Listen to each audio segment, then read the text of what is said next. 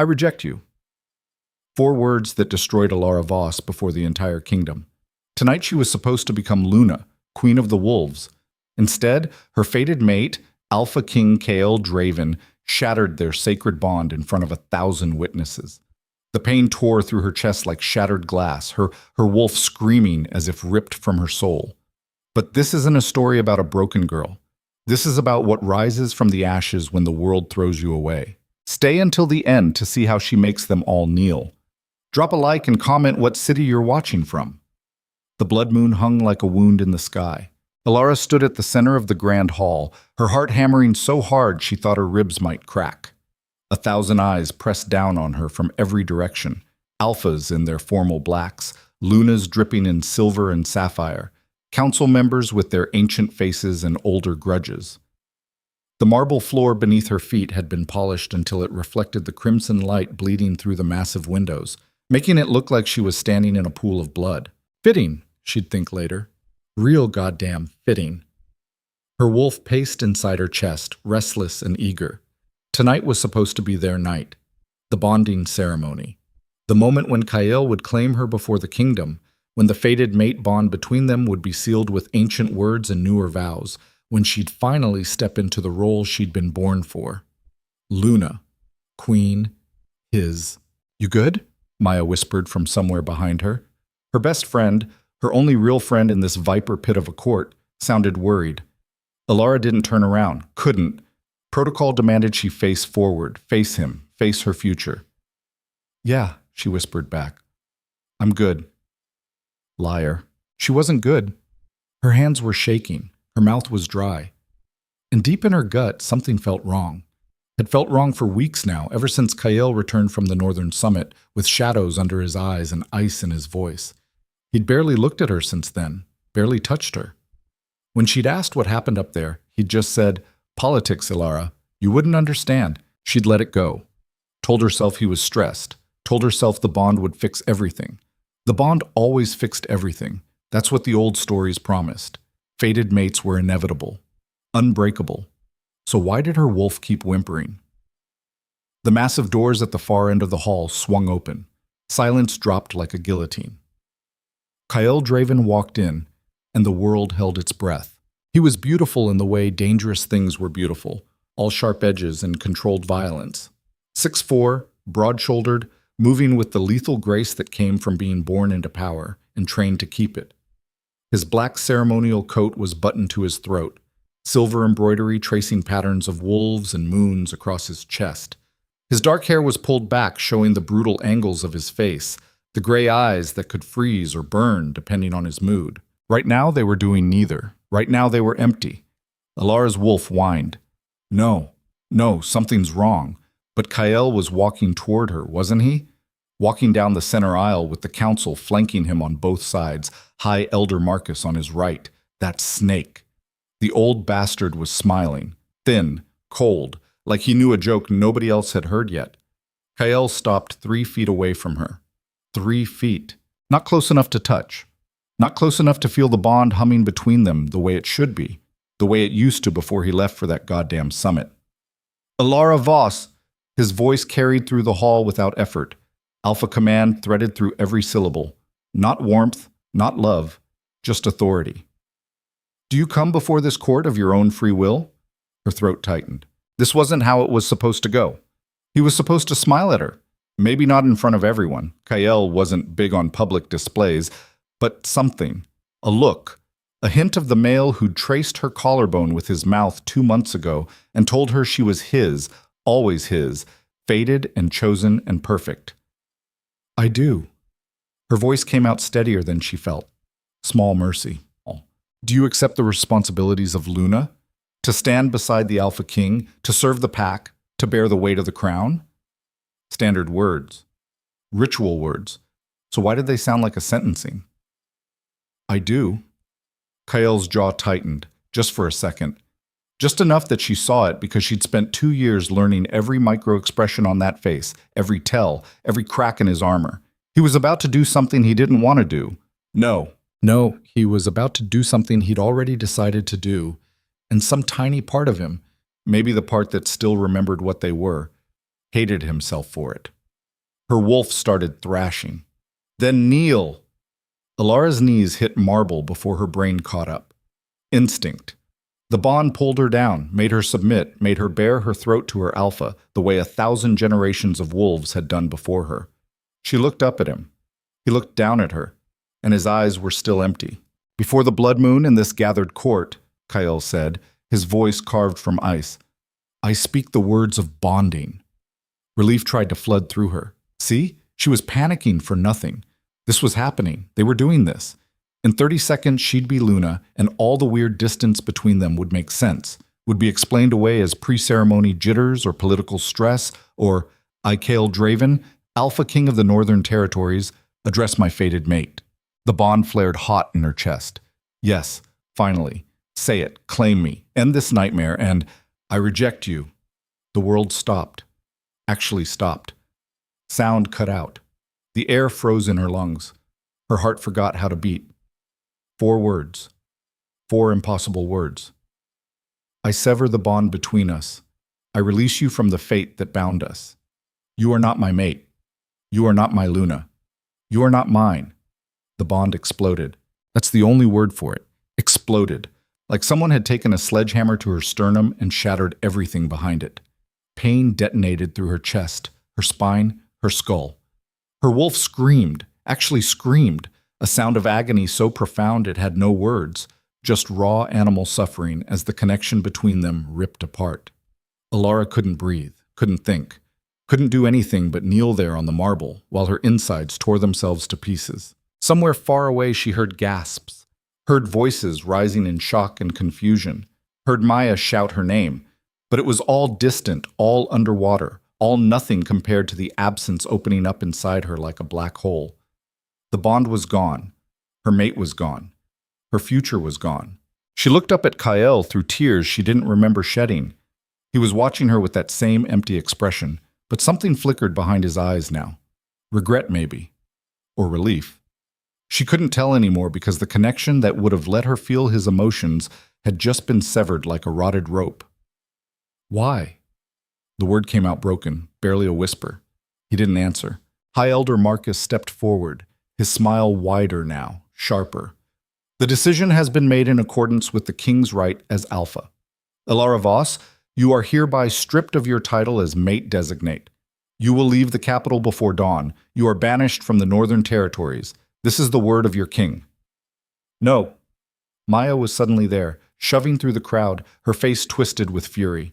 You can't do this. She's his fated mate. The moon herself chose them. The moon chose poorly. Marcus's voice dripped condescension. The king requires a stronger match, one worthy of... Stronger? Maya's laugh was vicious. You mean more politically convenient? What did you promise him, you manipulative bastard? What did you... Enough! Kale's command cracked through the hall like a whip. Maya flinched but didn't back down. He looked at her with the same ice he'd given Elara. The decision is made. Escort Voss to her chambers. She leaves at dawn. Kyle. Elara's voice was stronger now. The pain was settling into something colder, something harder. She pushed herself to her feet even though her legs shook. Look at me. He did. For just a second, she saw him, the real him. The male who'd held her through nightmares and told her stories about the stars and promised her forever. He was buried under layers of duty and politics and whatever poison Marcus had dripped into his ear, but he was there. And he was letting this happen anyway. Coward, she whispered. His face didn't change, didn't flinch. He just turned his back on her, turned, his back, and walked away while guards closed in around her, while the court erupted into whispers and speculation, while her entire world crumbled into ash. Maya wouldn't stop crying. We'll fight this, she kept saying, pacing Elara's chambers like a caged animal. We'll go to the Council of Alphas. We'll petition the Moon Temple. It's over, Maya. Elara sat on the edge of her bed, staring at nothing. The pain had faded to a dull ache now, like someone had carved out her chest and filled the space with concrete. Heavy, cold, permanent. He rejected me. It's done. It's not done. Fated mate bonds can't just be broken because some old bastard decides it's politically inconvenient. The laws say an Alpha King's word is final. Elara's voice was flat, empty, She felt empty, like someone had scooped out everything that made her her and left behind a hollow shell. He chose this. He chose them over me. Maya stopped pacing, knelt in front of Elara and grabbed her hands. Then we leave together. Screw this place. Screw him. We'll go south, find a pack that'll take us, start over. No. Elara, you stay here. Elara met her friend's eyes.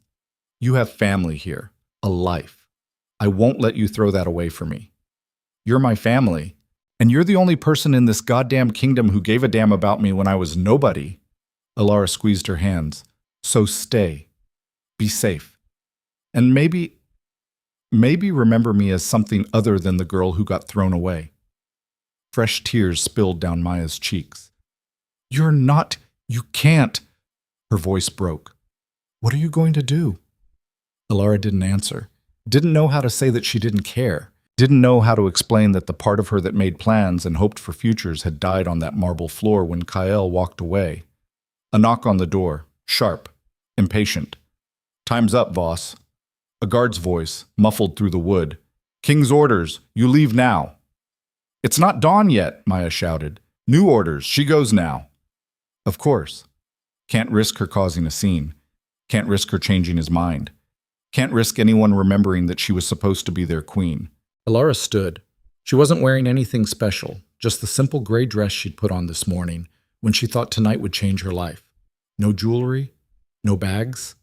She'd owned so little before Kael, anyway. Most of what was in this room belonged to the palace, belonged to the Luna who would never be. Elara, Maya grabbed her arm. Please, don't do this. Don't just accept this. Elara looked at her friend. This brave, fierce woman who'd defended her when no one else would. Who'd taught her how to navigate court politics and which forks to use at formal dinners, and how to smile when she wanted to scream. I love you, Elara said quietly.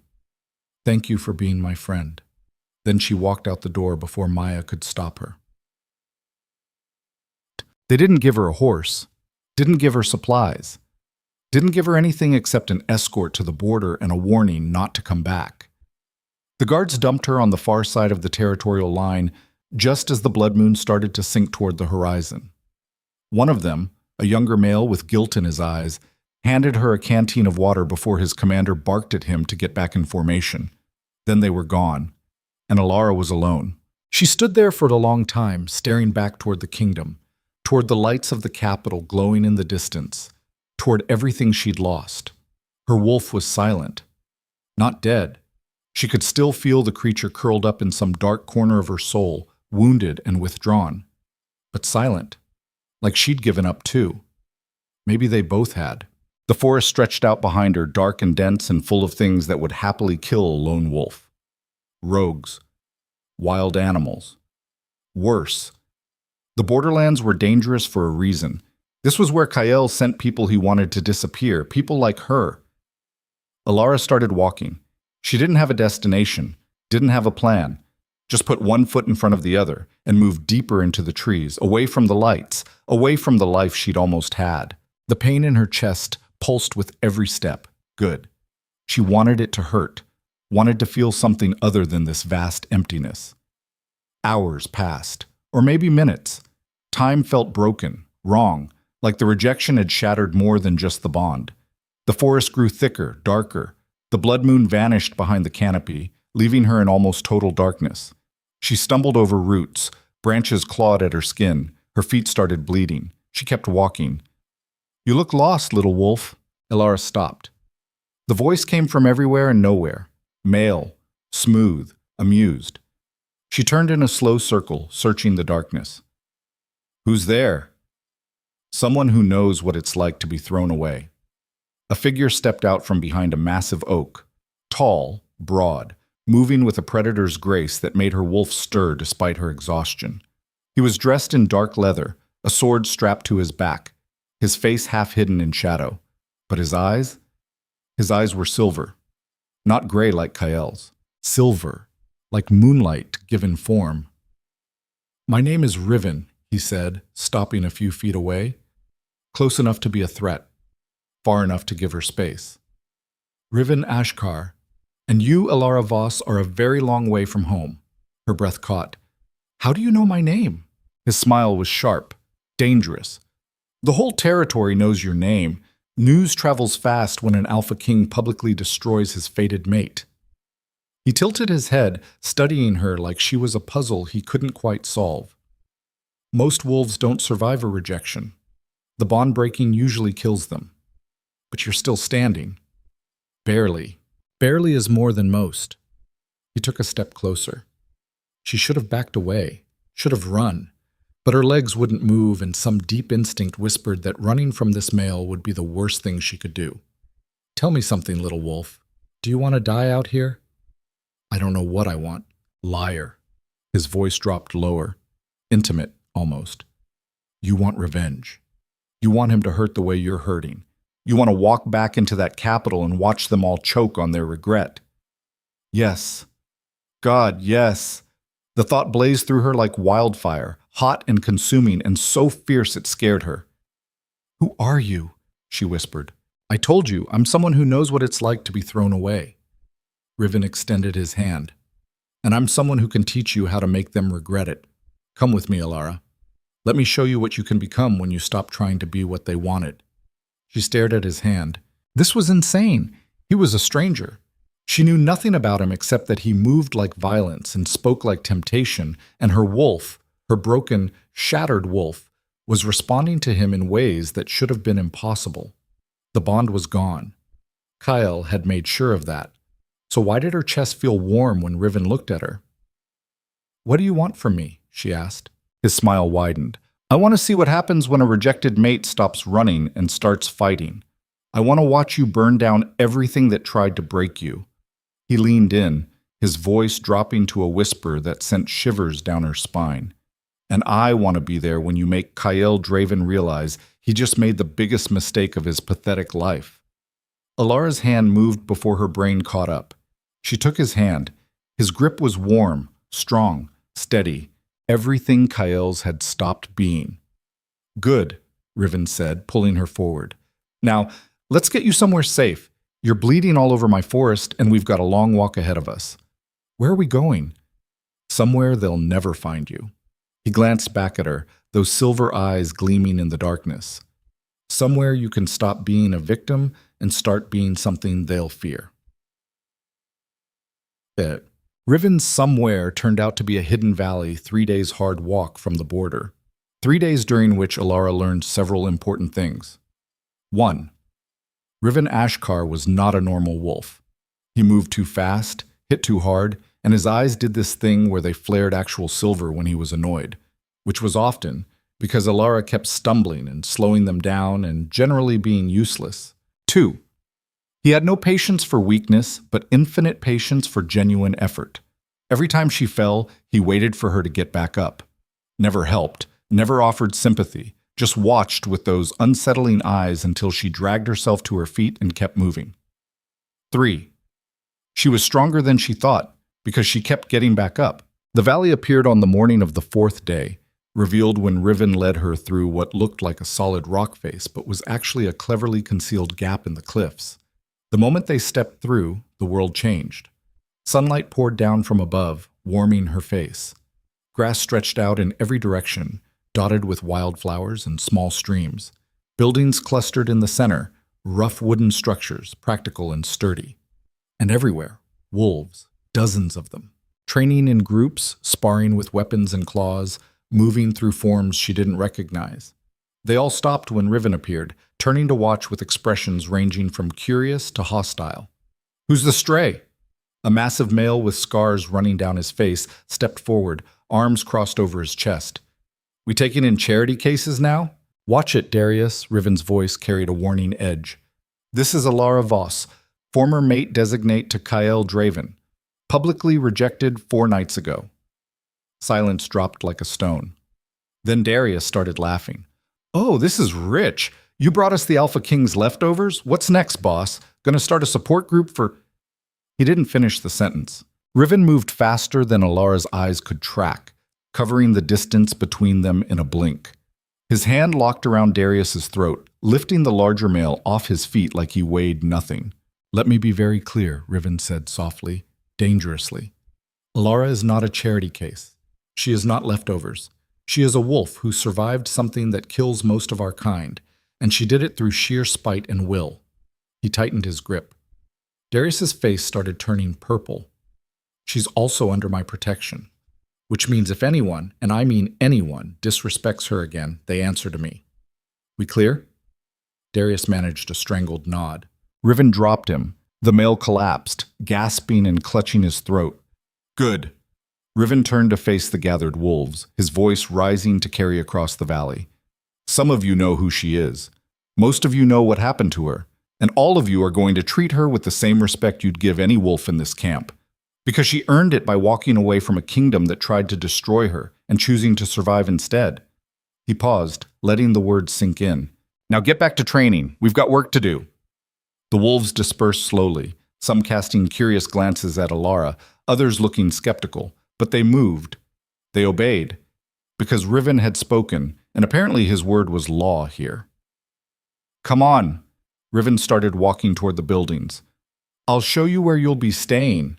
Elara followed, her mind reeling. What is this place? Home for wolves who don't fit anywhere else. He glanced back at her. Rogues, outcasts, survivors.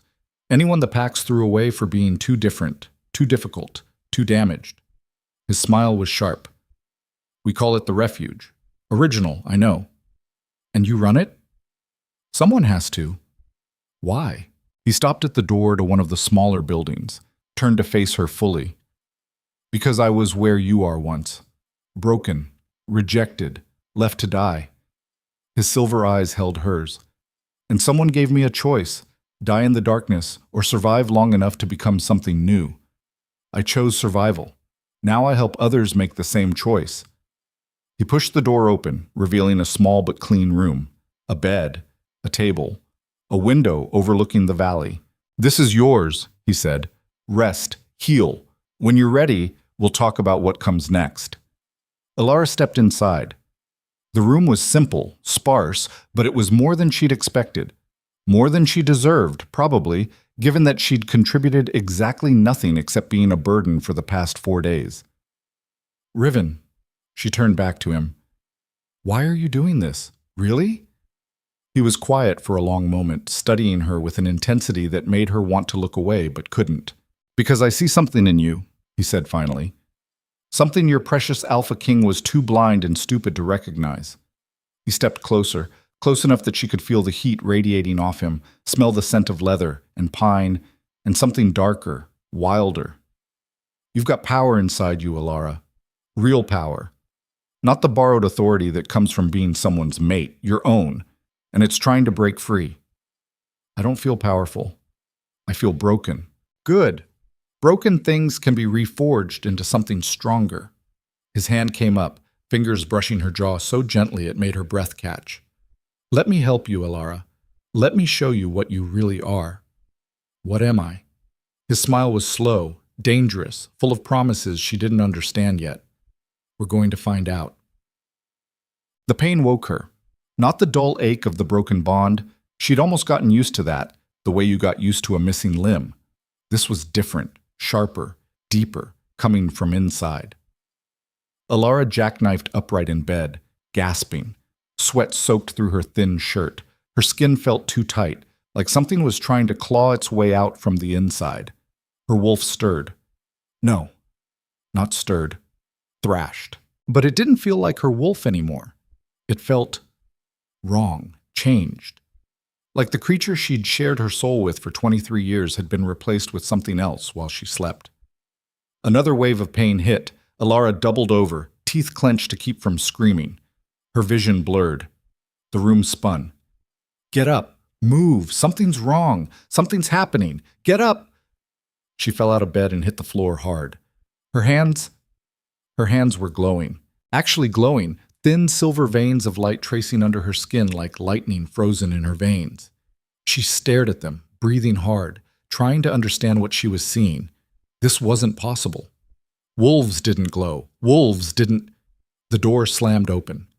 Riven stood in the doorway, his silver eyes wide with something that looked like shock and recognition and triumph all at once. It's happening, he breathed. What's happening? Elara's voice came out strangled. What's wrong with me? Nothing's wrong. He crossed the room in 2 strides, dropping to his knees beside her. His hands hovered over her glowing skin, not quite touching. Elara, listen to me. I need you to stay calm. Stay calm? I'm glowing. My wolf feels wrong. What the hell is... Your wolf is evolving. His eyes met hers, intense and unblinking. The rejection broke the bond, yes, but it also broke the chains. What chains? The ones keeping your true nature suppressed. He did touch her then, his hands gripping her shoulders, grounding her. Elara, you were never meant to be just a Luna. You were never meant to be someone's mate or someone's crown ornament. The moon didn't choose you for Kael. She chose him for you, to keep you contained until it was time. Time for what? The light under her skin flared brighter. Pain detonated through her chest, her spine, every nerve ending in her body. She screamed, couldn't help it, the agony too massive to contain. Riven held her through it. His voice stayed steady, calm, an anchor in the storm. Time for you to become what you really are, he said, not a wolf. The pain peaked, crested, broke, and everything went white. When Elara opened her eyes, the world looked different, sharper, brighter, like someone had turned up the contrast and saturation on reality itself. She could see individual dust motes floating in the air, could count the wood grain on the floorboards, could see the barely perceptible rise and fall of Riven's chest as he breathed. She was still on the floor. Riven was still kneeling beside her, watching her with an expression she couldn't quite read. How do you feel? He asked quietly. Elara took inventory. The pain was gone. The wrongness was gone. Her wolf was still there, but different, quieter, like she'd stepped back to make room for something else. I feel... She looked down at her hands. The glow had faded, but she could still see the silver veins under her skin if she looked close enough. Different, stronger, like I could... She stopped, stood up. Not like a human stands up, slow and deliberate. Like gravity forgot to apply to her for a second. One moment she was on the floor, the next she was on her feet, and she hadn't felt the transition. Just thought about standing, and her body obeyed before the thought was finished. What the hell? She whispered. Riven stood too, slower, watching her like she was a bomb that might go off. Try something for me. Close your eyes. Reach inside where your wolf is. Tell me what you feel. Elara closed her eyes, reached, found her wolf curled in the darkness of her soul, still wounded, still weak. But beside her, light. Pure silver light, pulsing like a second heartbeat. Warm and cold at once, vast and contained, power without shape, waiting to be molded. Oh my God, she breathed. That's your true nature. Riven's voice was closer now. She could feel him standing just behind her, his presence solid and grounding. Most wolves have one form, human and wolf. You have 3. Human, wolf, and something the old texts called lumen, light given form. Power that doesn't bow to pack law or bloodlines or the arbitrary rules of our kind. Elara opened her eyes, turned to face him. How do you know all this? Because I've been waiting for you. His expression was serious now, no trace of the dangerous smile he usually wore. The text spoke of a wolf born with lumen inside her, a female who could reshape our entire world if she survived long enough to claim her power. I've spent 10 years searching for signs of her, and then you showed up in my forest, broken and bleeding and glowing with potential. You're insane. Maybe. He reached out, his fingers brushing her jaw again. But you're still glowing, Elara, and you just move faster than any normal wolf could. So either we're both insane, or the texts were right. She wanted to argue, wanted to tell him this was impossible, that she was nobody special, just a failed Luna who got thrown away. But her skin was still lit with silver veins, and she could feel the power humming inside her, vast and patient, and hers. What do I do? She whispered. Riven's smile returned, sharp and fierce. We train you, he said. We teach you to control it, to wield it. And when you're ready, his eyes gleamed. We march you back into Kyle Draven's capital and watch him realize he just threw away the most powerful wolf in existence. 3 months later. Or the first time Elara made light solid, she nearly brought down the training hall. Focus! Riven's voice cut through her concentration. Don't just throw power around. Shape it. Control it. I'm trying. Sweat poured down her face. Her hands glowed bright enough to hurt to look at, silver light coalescing between her palms. It wanted to explode outward, wanted to consume everything, but she gritted her teeth and forced it into the shape she wanted. A blade. Light compressed and hardened until it resembled a sword, humming with barely contained energy. Good, Riven said. Now hold it. Make it stable. The blade flickered. Her arms shook with effort. I can't. It's too much. You can. He was beside her suddenly, his hand on her shoulder. Breathe. The power doesn't control you. You control it. Elara sucked in air, pushed back against the pressure trying to tear the blade apart, visualized it solid, permanent, hers. The blade stabilized, stopped flickering. Held. Yes! Darius shouted from the sidelines. The big wolf had warmed up to her over the months, especially after she'd accidentally thrown him across the valley during a particularly volatile training session. Apparently near-death experiences built camaraderie. Now you're getting it. Elara grinned through the strain. Then she let the blade dissolve, the light flowing back into her body like water returning to the ocean. She'd been training every day for 3 months, every single day, pushing her body and her new power to the breaking point. And beyond. And slowly, painfully, she was getting stronger. The lumen responded to her now. Not easily. It still fought her sometimes, still threatened to overwhelm her if she lost focus. But she could call it up, shape it, use it. She could create weapons from light, could heal minor wounds by channeling energy into them, could move faster than any normal wolf, her body enhanced by the power flowing through her veins. And according to Riven, she'd barely scratched the surface of what she could do. That's enough for today. Riven's hand was still on her shoulder. She noticed he touched her more now.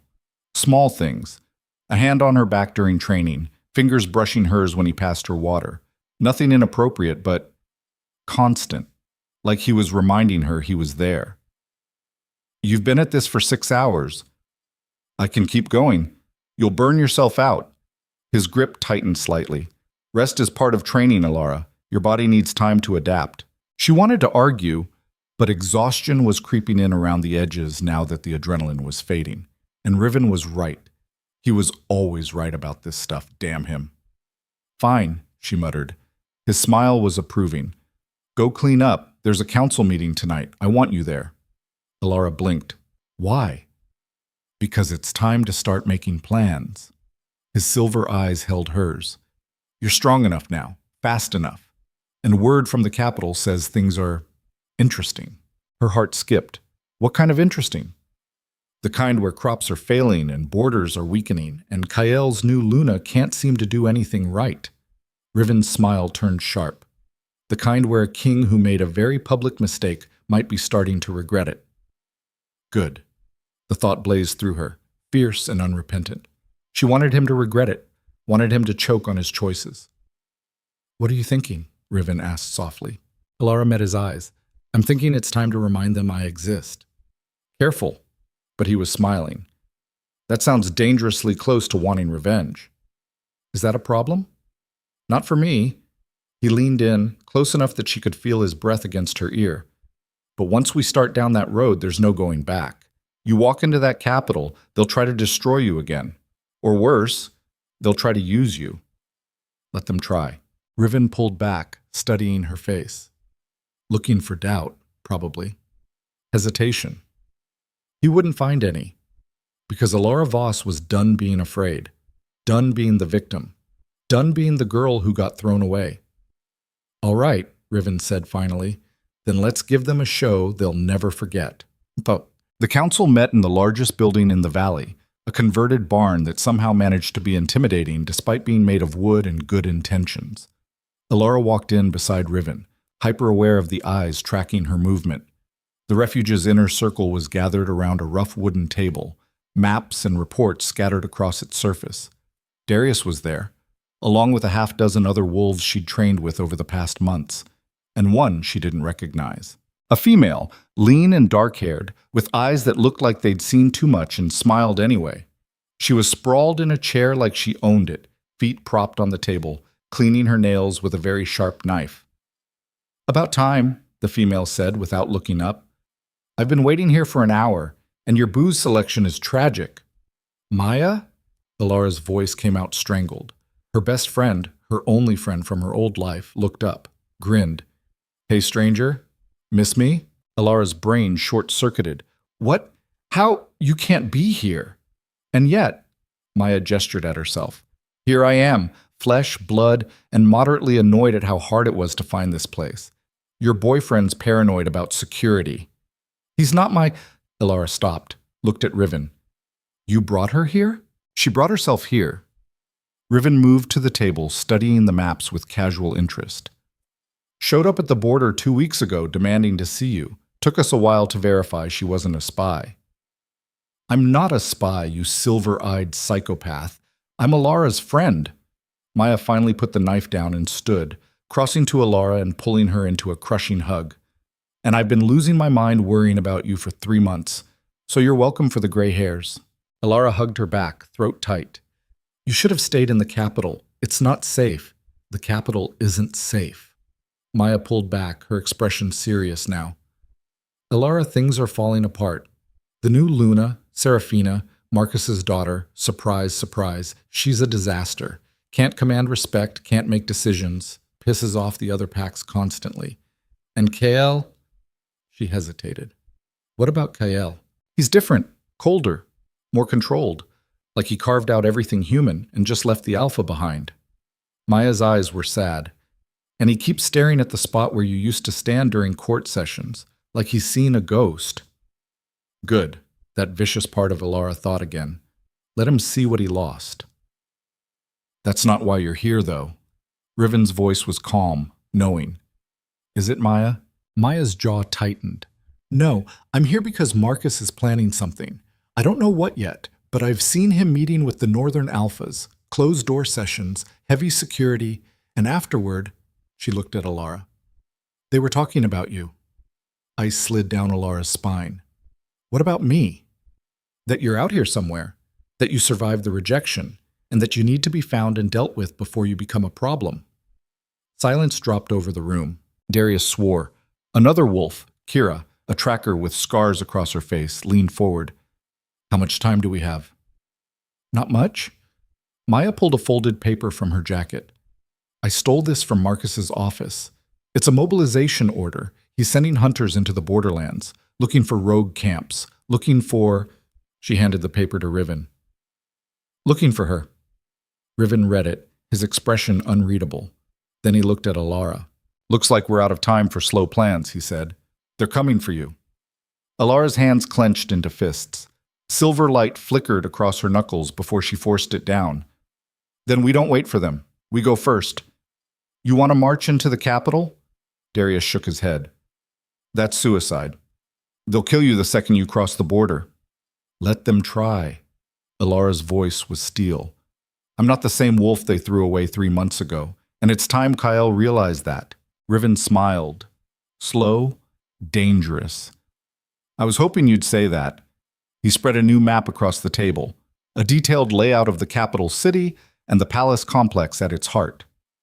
"Here's what we're going to do," he said. And as he talked, laying out a plan that was equal parts brilliant and insane, Elara felt something kindle in her chest. Not the broken bond, not the ache of rejection, something new, something hot and bright and unbreakable. Purpose. She was going back, not as Kael's mate, not as a victim seeking mercy, as a reckoning they never saw coming. They left the next morning. Not an army, that would have been noticed. Just 5 wolves moving fast and quiet through the borderlands. Elara, Riven, Maya, Darius, and Kira. Enough to be dangerous, small enough to slip through. The journey took 2 days. 2 days during which Elara felt the bond scar in her chest pulse with increasing intensity. Like something was pulling her forward, calling her home, or warning her to run.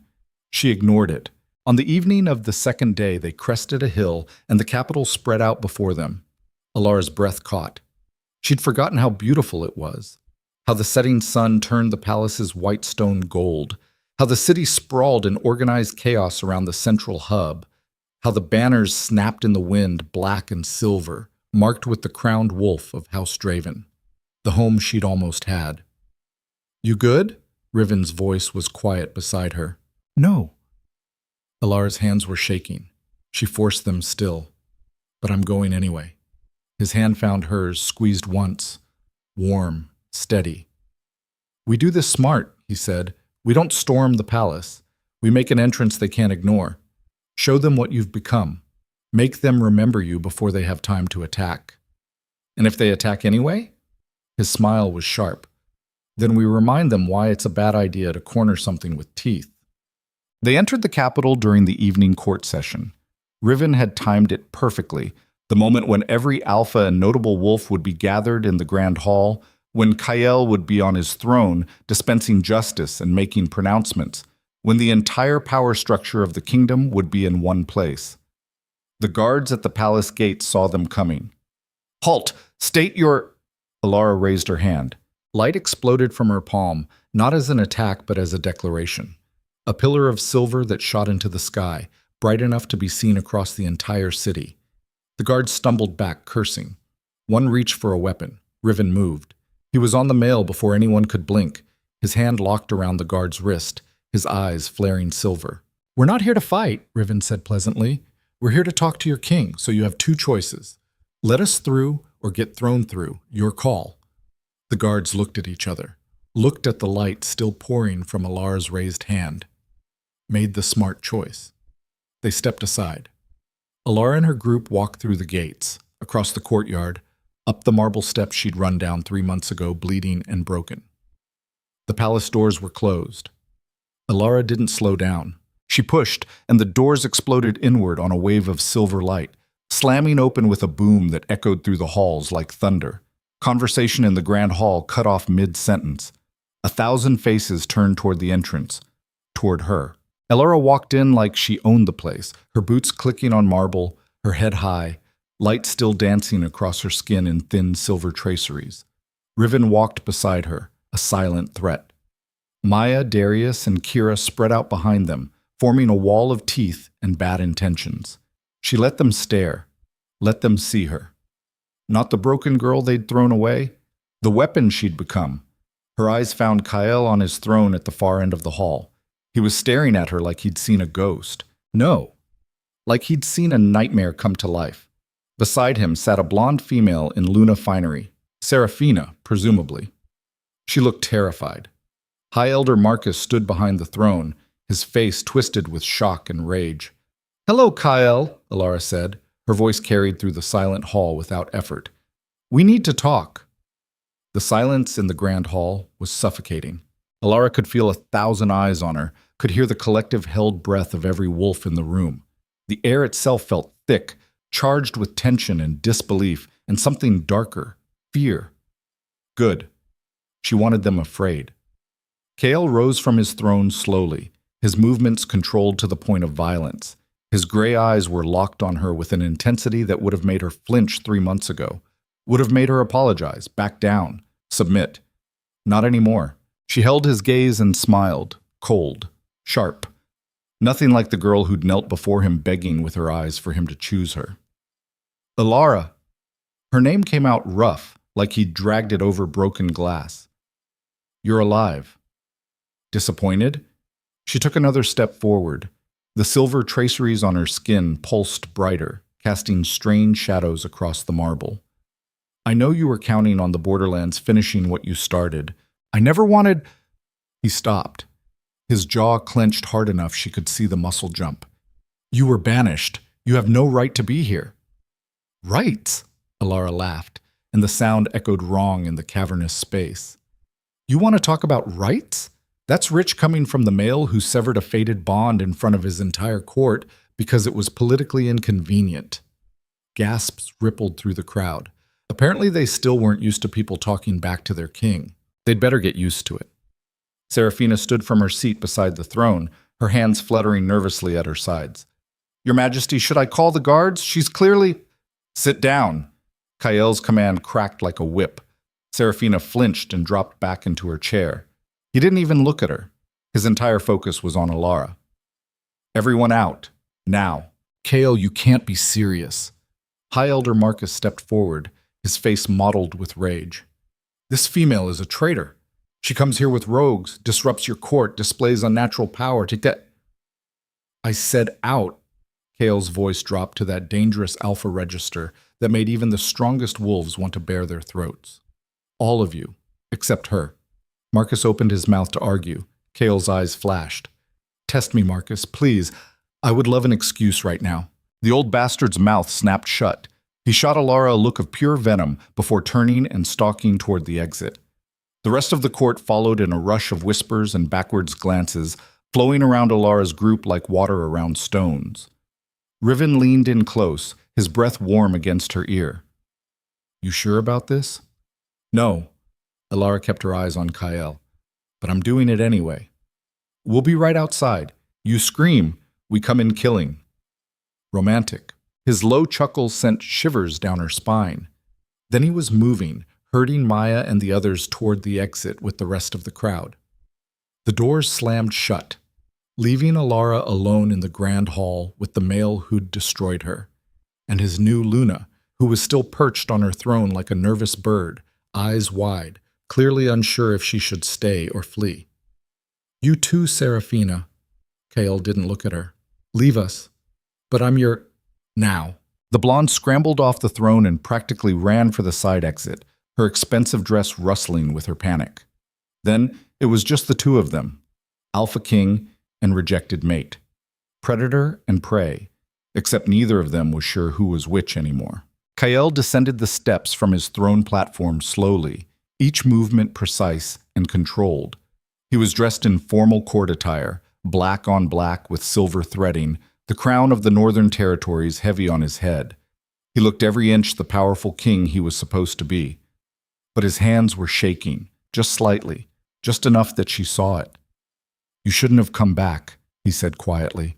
You shouldn't have thrown me away. Elara crossed her arms over her chest. The light under her skin pulsed in time with her heartbeat. But here we are. Elara, don't. She held up a hand. Don't you dare say my name like you have the right. Like we're still connected. You severed that, remember? You chose this. I chose the kingdom. His voice was strained. I chose duty over me. Say it, Kale. You chose duty over me. You chose your throne and your power and Marcus's political games over the female the fates gave you. She took a step closer. He didn't back away, but she saw his throat work as he swallowed. You want to know the funny part? I would have helped you. If you just told me what was happening, what Marcus was threatening you with, we could have found another way. But you didn't trust me enough to try. It wasn't about trust. Kale's hands clenched into fists at his sides. The council would never have accepted you as Luna. Your bloodline isn't strong enough. Your pack was destroyed before you were even born. You had no alliances, no political value, nothing that could make you look good, you mean? Elara's laugh was bitter. I was an orphan, a nobody. And you're the great Alpha King who needs a queen worthy of his status. I get it. I understood it even then. But you know what you could have done, Kyle. You could have told me the truth. Could have looked me in the eye and said, I'm choosing power over you, instead of letting me stand there like an idiot thinking we had a future. I didn't want to hurt you. Liar. The word came out hard, sharp. You didn't want to deal with my hurt. There's a difference. You wanted to make the choice and have me just disappear. Vanish quietly so you didn't have to see the consequences. Kyle flinched. Actually flinched. Good. How are you alive? He asked, changing tactics. The bond breaking should have killed you, and that power... His eyes tracked the silver light dancing across her skin. That's not Wolf. That's not anything I've ever seen. That's because you spent so much time looking at what I couldn't do that you never saw what I could.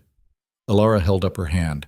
Light pooled in her palm, coalescing into a small sphere that hummed with contained energy. Turns out getting rejected by your fated mate has some interesting side effects. Who knew? Who taught you to control it? Does it matter? The male you came here with. Riven. Kale's voice went flat, cold. I know that name. He's a warlord, commands a rogue army, wanted in 4 territories for insurrection. He's also the reason I'm not dead in a ditch somewhere. Elara let the sphere dissolve. which is more than I can say for you. Is he your new mate? The question came out strangled, possessive. Elara stared at him. Are you seriously asking me that right now? You let him touch you. Kale took a step forward. His eyes were burning now, gray turned almost silver with emotion. I saw it, outside. His hand on yours, his mouth at your ear. You let him. And why the hell would that be your business? Heat flared in Elara's chest. Not the bond, that was dead and gone, but anger, pure righteous fury. You don't get to care about who touches me anymore. You gave up that right when you rejected me in front of your entire kingdom. The bond is broken, not erased. Kael closed the distance between them in 3 long strides.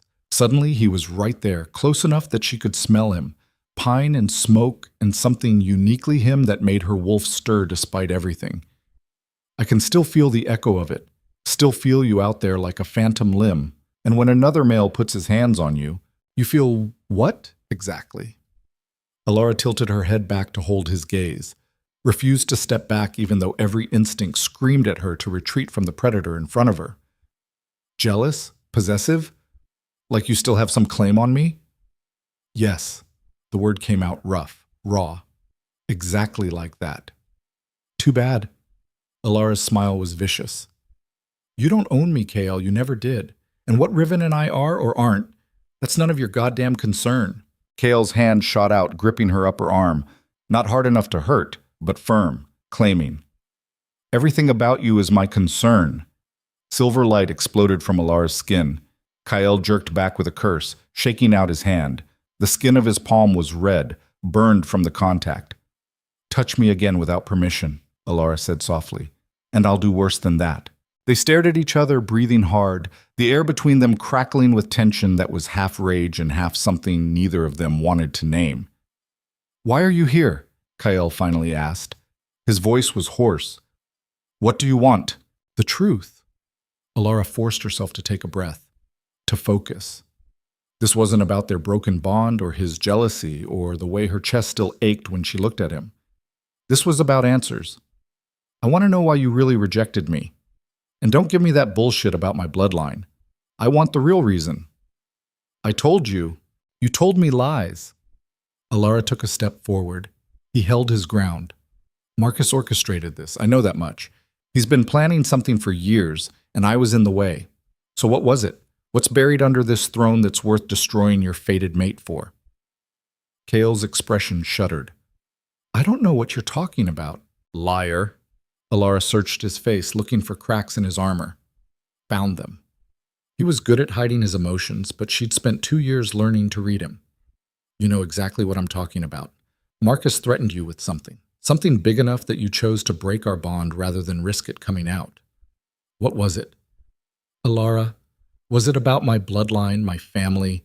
What really happened to them? His jaw tightened. Bingo. They told me my pack was destroyed by rogues when I was an infant, Elara said slowly, watching his face. That I was the only survivor. That I was lucky to be taken in by the orphanage. But that's not true, is it? You need to leave this alone. Why? Because the truth might be inconvenient? Because it might make your precious counsel uncomfortable? Elara laughed, harsh and bitter. I died on that marble floor 3 months ago, Kael. The girl who cared about making you comfortable is gone. Now tell me the truth, or I swear I will tear this palace apart stone by stone until I find it myself. You're threatening your king? I'm promising him. Silver light flared across her skin, brighter now, hot enough that the air around her shimmered. I came back here for answers. I'll get them one way or another. The easy way is you tell me. The hard way is I make you. Kael stared at her.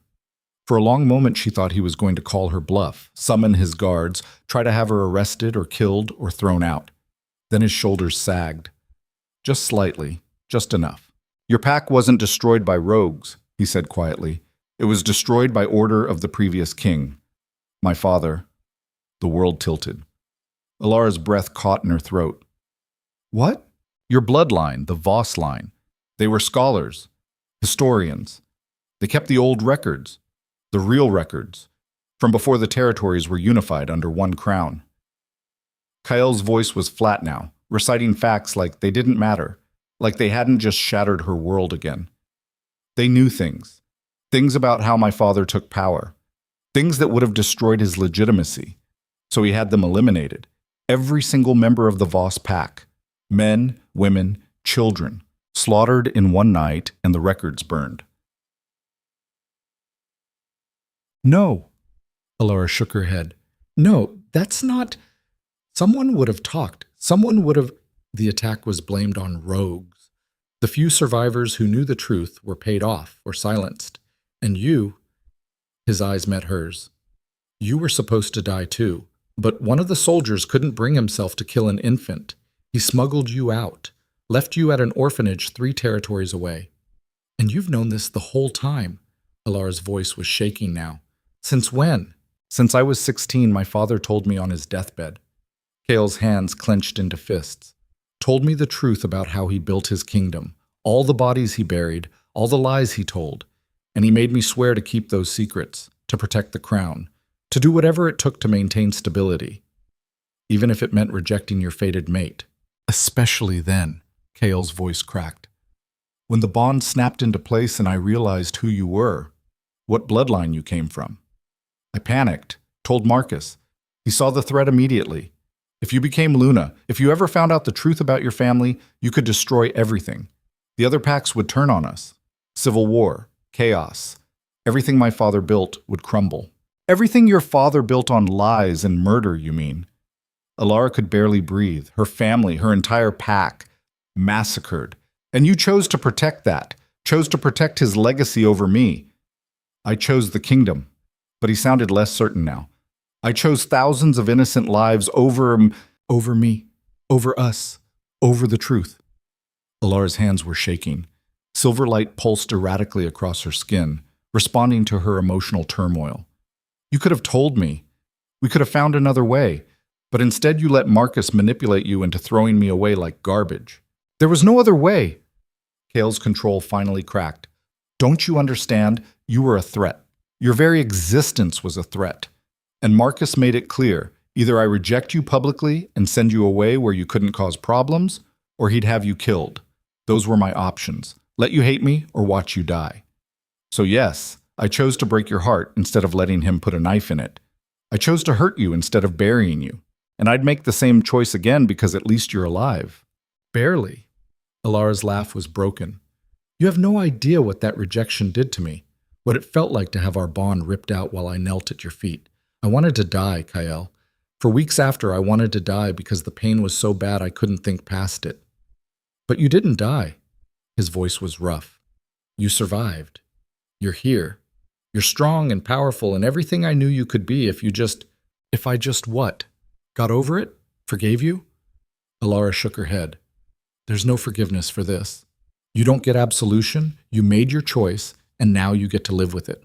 I live with it every day. Kyle took a step toward her. She held her ground. Every time I see Seraphina sitting where you should be, every time I make a ruling and look to my left expecting you to be there, every time I wake up and reach for a bond that's not there anymore, you think I don't regret it? You think I don't hate myself for what I did? I don't care if you regret it. Elara's voice was cold. Your guilt isn't my problem. Your pain isn't my responsibility. You did this. You chose this. Now you get to choke on it. Elara, I'm going to find those records. She cut him off. The real ones. The ones your father tried to destroy. And when I do, when I have proof of what he did to my family, I'm going to expose every lie this kingdom was built on. Kale's face went pale. You can't. The instability is your problem, not mine. Elara turned toward the door. You want to protect your father's legacy? You should have thought about that before you threw me away. If you do this, it's war. His voice was hard now, final. The council will fight you. The other packs will resist, and I'll have no choice but to stand with them. Elara looked back over her shoulder. Then I guess we're enemies now. We don't have to be. Kyle crossed the distance between them in 2 strides, his hand reaching for her. Elara, please. There has to be another way. Let me fix this. There's nothing to fix. She didn't pull away from his reach this time. Let him get close. Let him think maybe she was softening. Then she looked up into those gray eyes that used to make her heart race. You broke us, Kael. You broke me. And I rebuilt myself into something that doesn't need you anymore. His hand fell to his side. I never stopped. He swallowed hard. The bond is broken, but what I feel for you is guilt, regret, wounded pride because I'm not begging for you back. Elara's smile was sharp. But not love. You can't love someone and destroy them the way you destroyed me. That's not true. Prove it. She tilted her head. Restore the bond, right now. Tell Marcus and the council to go to hell and claim me the way you should have 3 months ago. Silence. Kael's throat worked. His hands clenched and unclenched at his sides. But he didn't move. Didn't speak. Didn't choose her. That's what I thought. Elara turned away. We're done here. Where are you going? To find the truth. And then, she paused at the door, one hand on the heavy wood. Then I'm going to burn your father's kingdom to the ground and build something better from the ashes. Elara, don't do this, please. His voice was desperate now, raw. I'm asking you, as the male who loved you, who still, you don't get to ask me for anything. She pushed the door open. Riven was there on the other side, leaning against the wall like he'd been waiting the whole time. His silver eyes met hers, questioning. She gave him a tight nod. Not anymore. She walked out of the grand hall without looking back. Behind her, she heard Kael say her name one more time. Broken. Pleading. She kept walking. Well, Riven fell into step beside her as she strode through the palace halls. Maya, Darius, and Kira materialized from various shadowy corners, forming a protective unit around her. Did you get what you needed? Yes, Elara's voice was tight. My family was massacred on the old king's orders. The records that prove it were supposed to be destroyed. And Kael knew the whole time. Maya swore viciously. That bastard! We should go back there and… Later, Elara cut her off. Right now we need to find those records. If they still exist, they'll be somewhere in the palace archives. The archives are 3 floors down and guarded 24/7, Riven said. We'd never make it in and out without being caught. Then we don't sneak. Elara's hands clenched into fists. Silver light flickered across her knuckles. We take what we came for, and anyone who tries to stop us goes through me. Riven's smile was sharp, approving. Now you're talking my language. They made it 2 hallways before the guards found them. Halt! By order of High Elder Marcus, you're all under arrest. Elara didn't slow down, didn't even look at them, just raised one hand and released a pulse of silver light that sent the guards flying backwards into the walls hard enough to leave cracks in the stone. We don't have time for this, she said calmly, stepping over their unconscious bodies. Keep moving. More guards poured in from side corridors. 12, 24, all armed, all looking very serious about their jobs. Darius cracked his knuckles. Finally, I was getting bored. Try not to kill anyone, Maya said, drawing 2 wicked-looking knives from somewhere in her jacket. Maim is fine. Kill complicates things. You people have a very flexible definition of proportionate response, Kira muttered, but she was already shifting, bones cracking and reforming as she dropped into her wolf form. The guards charged. What happened next was less a fight and more a demonstration of why cornering desperate, highly trained wolves was a bad life choice. Darius met the first wave head-on, his fists moving too fast to track. Bones broke. Bodies flew. He was laughing the whole time, the psychopath. Maya moved like water, sliding between attacks and leaving ribbons of red in her wake. Never fatal cuts. Just enough to make the guards reconsider their career choices. Kira was a gray blur, all teeth and fury, taking out knees and ankles with surgical precision. Riven didn't shift, didn't need to. He moved through the guards like smoke, his hands finding pressure points and weak spots with terrifying efficiency. Every touch left a wolf gasping or unconscious or screaming. And Elara walked through the center of it all untouched. Light poured from her skin in waves, forming barriers that deflected blows, creating platforms she could use to leap over obstacles, hardening into shields when someone got too close. She wasn't trying to hurt anyone, wasn't even really fighting, just making it very clear that nothing was going to stop her. They reached the archive entrance in under 5 minutes, leaving a trail of groaning, unconscious guards in their wake. The massive iron door was locked. warded with old magic that hummed against Elara's senses. I can pick it, Maya said, already pulling tools from her jacket. Give me 10 minutes. We don't have 10 minutes. Elara placed both hands on the door, felt the magic resisting her, pushed back harder. Everyone stepped back. Elara, wait. She didn't wait, just channeled everything she'd been holding back, all the rage and pain and betrayal burning in her chest, into pure silver light, and slammed it into the door.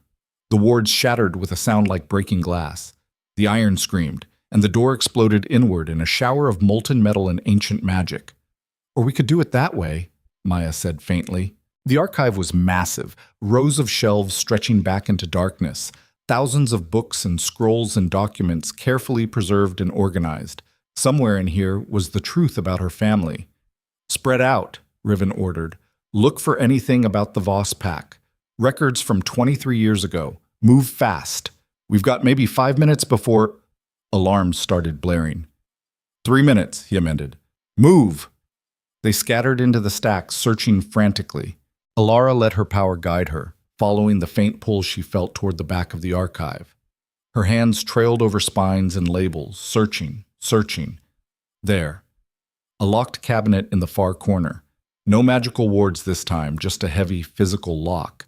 She ripped the door off its hinges. Inside were dozens of files, all marked with the royal seal, all stamped with dates from 23 years ago. And right on top, Voss pack, incident report classified. Elara's hand shook as she grabbed the file. Opened it. Her breath stopped. Photos. Detailed photos of the massacre. Bodies, blood. Her family's pack house burned to the ground. Reports from the soldiers who'd carried out the attack, clinical and detached as they described murdering everyone they found. And at the bottom, a handwritten note from the old king himself. Let this be a lesson. Those who keep dangerous truths must be silenced. The crown's stability is worth any price. Any price. Including the wholesale slaughter of an entire pack. Including her family. Elara? Riven's voice came from somewhere behind her. Did you find... Holy shit! He was looking over her shoulder at the photos. His face had gone pale. This is... He stopped, swallowed hard. This is a smoking gun. Proof of genocide. If this gets out, the kingdom won't survive it. Good. Elara's voice was hollow, empty. Let it burn. Elara. Footsteps, running, getting closer. We need to move, Darius shouted from the entrance. Half the palace guard is coming. We need to go now. Elara grabbed the file, shoved it inside her jacket. Then she grabbed every other file in the cabinet and did the same. Out, Riven said. Back entrance. Maya, lead the way. They ran. Through the archives, through service corridors Maya somehow knew about, downstairs and around corners while the sounds of pursuit echoed behind them. They burst out into a courtyard just as the sun finished setting, and stopped dead. Because blocking the exit were 50 guards, and standing in front of them, face twisted with rage, High Elder Marcus. Going somewhere? His voice was poison sweet. I thought we might have a conversation about theft and treason and all the interesting ways we execute people for both. Elara stepped forward. Her skin was blazing with silver light now, too bright to look at directly. Get out of my way, old man. I don't think so. Marcus smiled. You see, I know what you took. I know what's in those files, and I can't let you leave here with them. The kingdom's stability depends on it. The kingdom's stability was built on lies and murder. Elara's voice was hard. It deserves to fall. Perhaps. Marcus's smile widened. But you won't be alive to see it. Guards! Kill them all! The guards raised their weapons. Elara raised her hands, and then, stand down! Kale's voice cut through the courtyard like a blade. Everyone froze. The Alpha King walked out of the shadows behind Marcus, his face carved from stone, his eyes locked on Elara with an expression she couldn't read. Your Majesty, Marcus said smoothly. These traitors have stolen classified documents. They must be... I said stand down. Kale's voice dropped to that alpha command that made Wolf's knees weak. All of you, lower your weapons. Slowly, uncertainly, the guards obeyed. Marcus's face went purple. You can't be serious. She has proof that will destroy. I know what she has. Kael's eyes never left Elara's. And I'm letting her go. Silence. Absolute shocked silence. You're... What? Marcus sputtered. That's treason. That's my decision as your king. Kael finally looked at the elder. Which you will accept. Or you can challenge me for the crown right here and now. Your choice. Marcus's mouth worked soundlessly. He looked between Kael and Elara, his face a mask of fury and disbelief. Then he stepped aside. This isn't over, he hissed at Elara. You think you've won? You've just declared war on every pack in the territories. They'll hunt you down. They'll... Let them try. Elara didn't look at him. She was still staring at Kael, trying to understand why he was doing this. We're done here. She started to move toward the exit. Elara. Kael's voice stopped her. Wait. She looked back. He was holding something, a small wooden box, old and worn. Your mother's, he said quietly. She wore this. The soldiers took it when... His voice caught. It was in the evidence locker. I thought you should have it. He held it out. Elara stared at the box, at this tiny piece of her family, of the mother she'd never known. She crossed the courtyard, took the box from Kael's hands. Their fingers brushed. Even with the bond broken, the touch sent electricity racing up her arm. Thank you, she whispered. Kael's eyes were dark, tortured. I'm sorry for all of it. I know it doesn't change anything, but you're right. Elara stepped back. It doesn't. She turned and walked away. This time, he let her go. Boy. They made it back to the refuge by dawn. Elara went straight to her room, locked the door, and opened the wooden box with shaking hands. Inside was a necklace. Simple silver chain with a pendant shaped like a crescent moon. And underneath, folded carefully, a letter. The paper was yellowed with age, the ink faded, but the words were still legible. To my daughter, should I not survive to raise her? Elara's vision blurred with tears. You come from a line of truth keepers. We are the wolves who remember, who preserve, who ensure that history cannot be rewritten by those in power. This is a sacred duty and a dangerous one. By the time you read this, you will know what it cost us. But do not let our deaths be in vain, my darling girl. The records we kept, the true records, were not destroyed. We hid copies, in places only those of our blood can find. You carry the map in your very bones. Trust your instincts. Follow the pull. And when you find the truth, do not hide it. Do not let fear silence you the way it silenced us. Speak it. Shout it.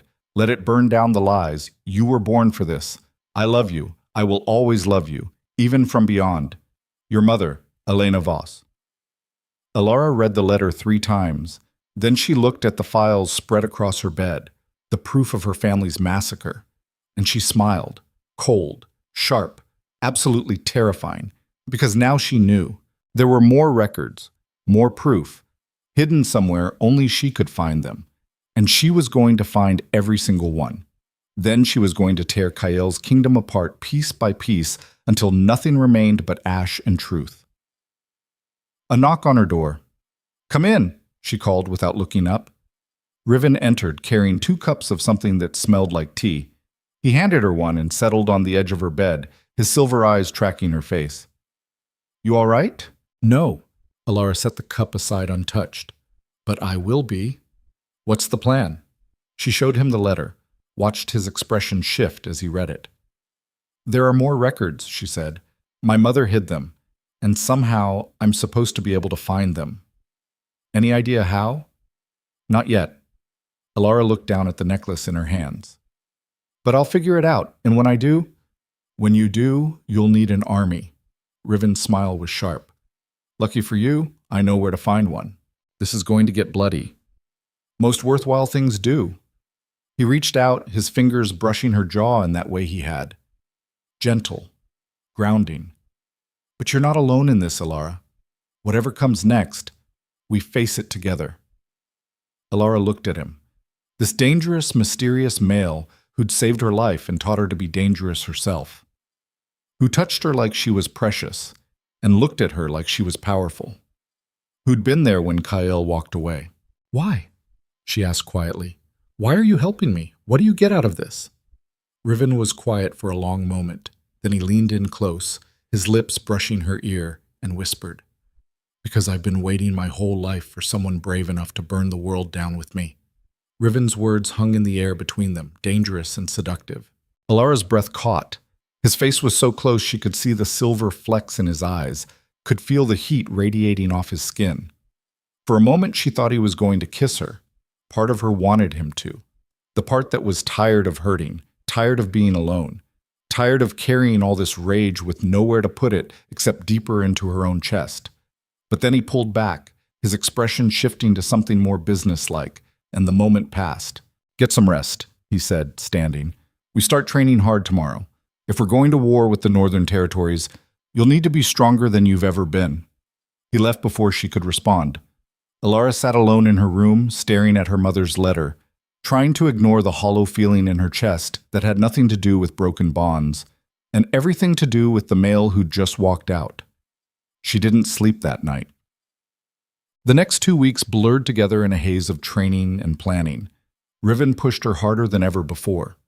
Hours each day channeling her power, learning to sustain it longer, shape it faster, wield it with precision instead of just raw force.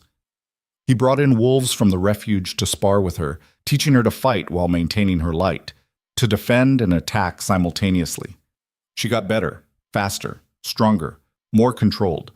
But something felt off. She couldn't put her finger on it at first, just this nagging sense that things weren't adding up, small things, inconsistencies, like how Riven always seemed to know exactly what she could do before she did it herself, how he anticipated her power's evolution like he'd seen it before. Like the way he watched her sometimes when he thought she wasn't looking. Not with desire or admiration, with calculation. "You're paranoid," Maya told her one night when Elara mentioned it. "The man saved your life and gave you an army. Maybe try trusting someone for once." "I trusted Kael, and that worked out so well." Maya's voice was dry. "Look, I get it. You've been burned, badly, but Riven's not Kael. He's actually on your side." Elara wanted to believe that. She really did. But the feeling wouldn't go away. It got worse when she started having dreams. Not normal dreams. Visions, maybe. Fragments of memory that didn't belong to her. She saw wolves she didn't recognize, places she'd never been. Heard conversations in languages she shouldn't understand but somehow did. And in every vision, the same symbol appeared. A crescent moon pierced by a silver blade. She'd seen that symbol before, somewhere. She just couldn't remember where. On the 15th day after they'd stolen the files from Kael's palace, Elara woke at dawn with the symbol burned into her mind and a certainty thrumming through her bones. The necklace. She grabbed her mother's necklace from the bedside table where she'd kept it since Kael gave it to her, held it up to the early morning light streaming through her window. The crescent moon pendant looked ordinary, simple silver, slightly tarnished with age. But when the light hit it just right, she saw it. Faint lines etched into the metal. So fine they were almost invisible. A map. "Holy shit," she breathed. Her mother had been telling the truth. The necklace was the map, the key to finding the hidden records. Elara threw on clothes and ran for Riven's quarters, her heart pounding with excitement. This was it. This was the breakthrough they needed. She burst through his door without knocking. "Riven, I found it! The map, it's on the necklace, I can see." She stopped. Riven was sitting at his desk. He wasn't alone. A male stood beside him. Tall, thin, dressed in dark robes that seemed to absorb the light around him. His face was mostly hidden by a deep hood, but Elara caught a glimpse of pale skin and eyes that glowed faintly red. Not wolf eyes. Something else. "Elara." Riven's voice was calm, too calm. "You should have knocked. Who is that?" She took a step back. Her power flared instinctively, silver light crackling across her knuckles. "What's going on?" The robed male turned to face her fully. When he spoke, his voice was wrong, layered, like multiple people talking at once. "So this is the vessel. Interesting, she's further along than expected." "Vessel?" Elara looked at Riven. "What is he talking about?" Riven stood slowly. His expression was unreadable. "Elara, I need you to stay calm. Let me explain." "Explain what?" Her heart was hammering now, fight or flight instincts screaming at her to run. "Riven, who the hell is this?" His name is Corvus. He's a scholar, an expert on ancient bloodlines and dormant power. Riven moved around the desk, hands raised in a placating gesture. I brought him here to help with your training. Bullshit. The word came out flat, hard. I've been training with you for months, and you never mentioned any scholar. What's really going on? Corvus laughed. The sound made her skin crawl. The girl has instincts, at least. That's promising. He tilted his head, studying her like she was an insect pinned to a board. Tell me, Vessel, do you know what you really are? My name is Elara, and I'm a wolf with lumen power. Now answer my question. Who are you? I'm the one who's going to complete your transformation. Corvus took a step toward her. Elara's power surged in response, forming a barrier of light between them. He stopped, amused. Such potential. Such magnificent, wasted potential. Riven. Elara kept her eyes on Corvus, but directed her words at the male she'd trusted. Tell me what's happening, right now. Silence. When she risked a glance at Riven, his face was carefully blank, the mask he wore when he was hiding something. You're not ready to hear this, he said finally. Try me. More silence. Then Riven sighed, and something shifted in his expression. The warmth she'd gotten used to seeing when he looked at her drained away, replaced by something colder, more distant. The power you have, he said quietly. The lumen. It's not a gift, Elara. It's a weapon. One that was forged specifically for a purpose. What purpose? To destroy the old world and birth a new one. Corvus's voice dripped with satisfaction. Your bloodline, the Voss line, they weren't just scholars. They were guardians. Keepers of an ancient power that predates the wolf packs by millennia. A power that was sealed away because it was too dangerous to exist. Elara's blood ran cold. You're not making sense, aren't I? Corvus smiled. She could see his teeth now, too sharp, too many. Your entire pack was massacred, yes, but not just to silence them, to harvest them. Their deaths, their blood, their terror, all of it fed into the seal, weakened it, and when you were born, the last true Voss, the seal broke. The power chose you, Riven said. His voice was steady, factual. Not as a blessing, as a container, somewhere to exist until it was strong enough to break free. No. Elara shook her head. No, that's insane. My power is mine. I control it. Do you? Corvus's smile widened. Or does it simply allow you to think you do? Tell me, when you use your light, do you shape it, or does it shape you? Elara wanted to argue, wanted to tell him he was wrong, but she couldn't, because he was right. Every time she used her power, it felt like she was wrestling with something alive, something that had its own will, its own desires. She just assumed that was normal, that power was supposed to feel wild. The rejection broke the final chain, Riven said quietly. When Kael severed your bond, he severed the last thing anchoring you to your humanity. The lumen was waiting for that moment. It's been growing stronger ever since, feeding on your rage and pain and desire for revenge. And when it's strong enough, Corvus finished, it will consume you entirely. Your consciousness will be erased. Your body will become a host for something far older and far more terrible than you can imagine. The room spun. Elara's legs felt weak. She locked her knees to keep from falling. You're lying, she whispered. This is some kind of trick. You're trying to... I'm trying to complete what should have been finished 23 years ago. Corvus's voice hardened.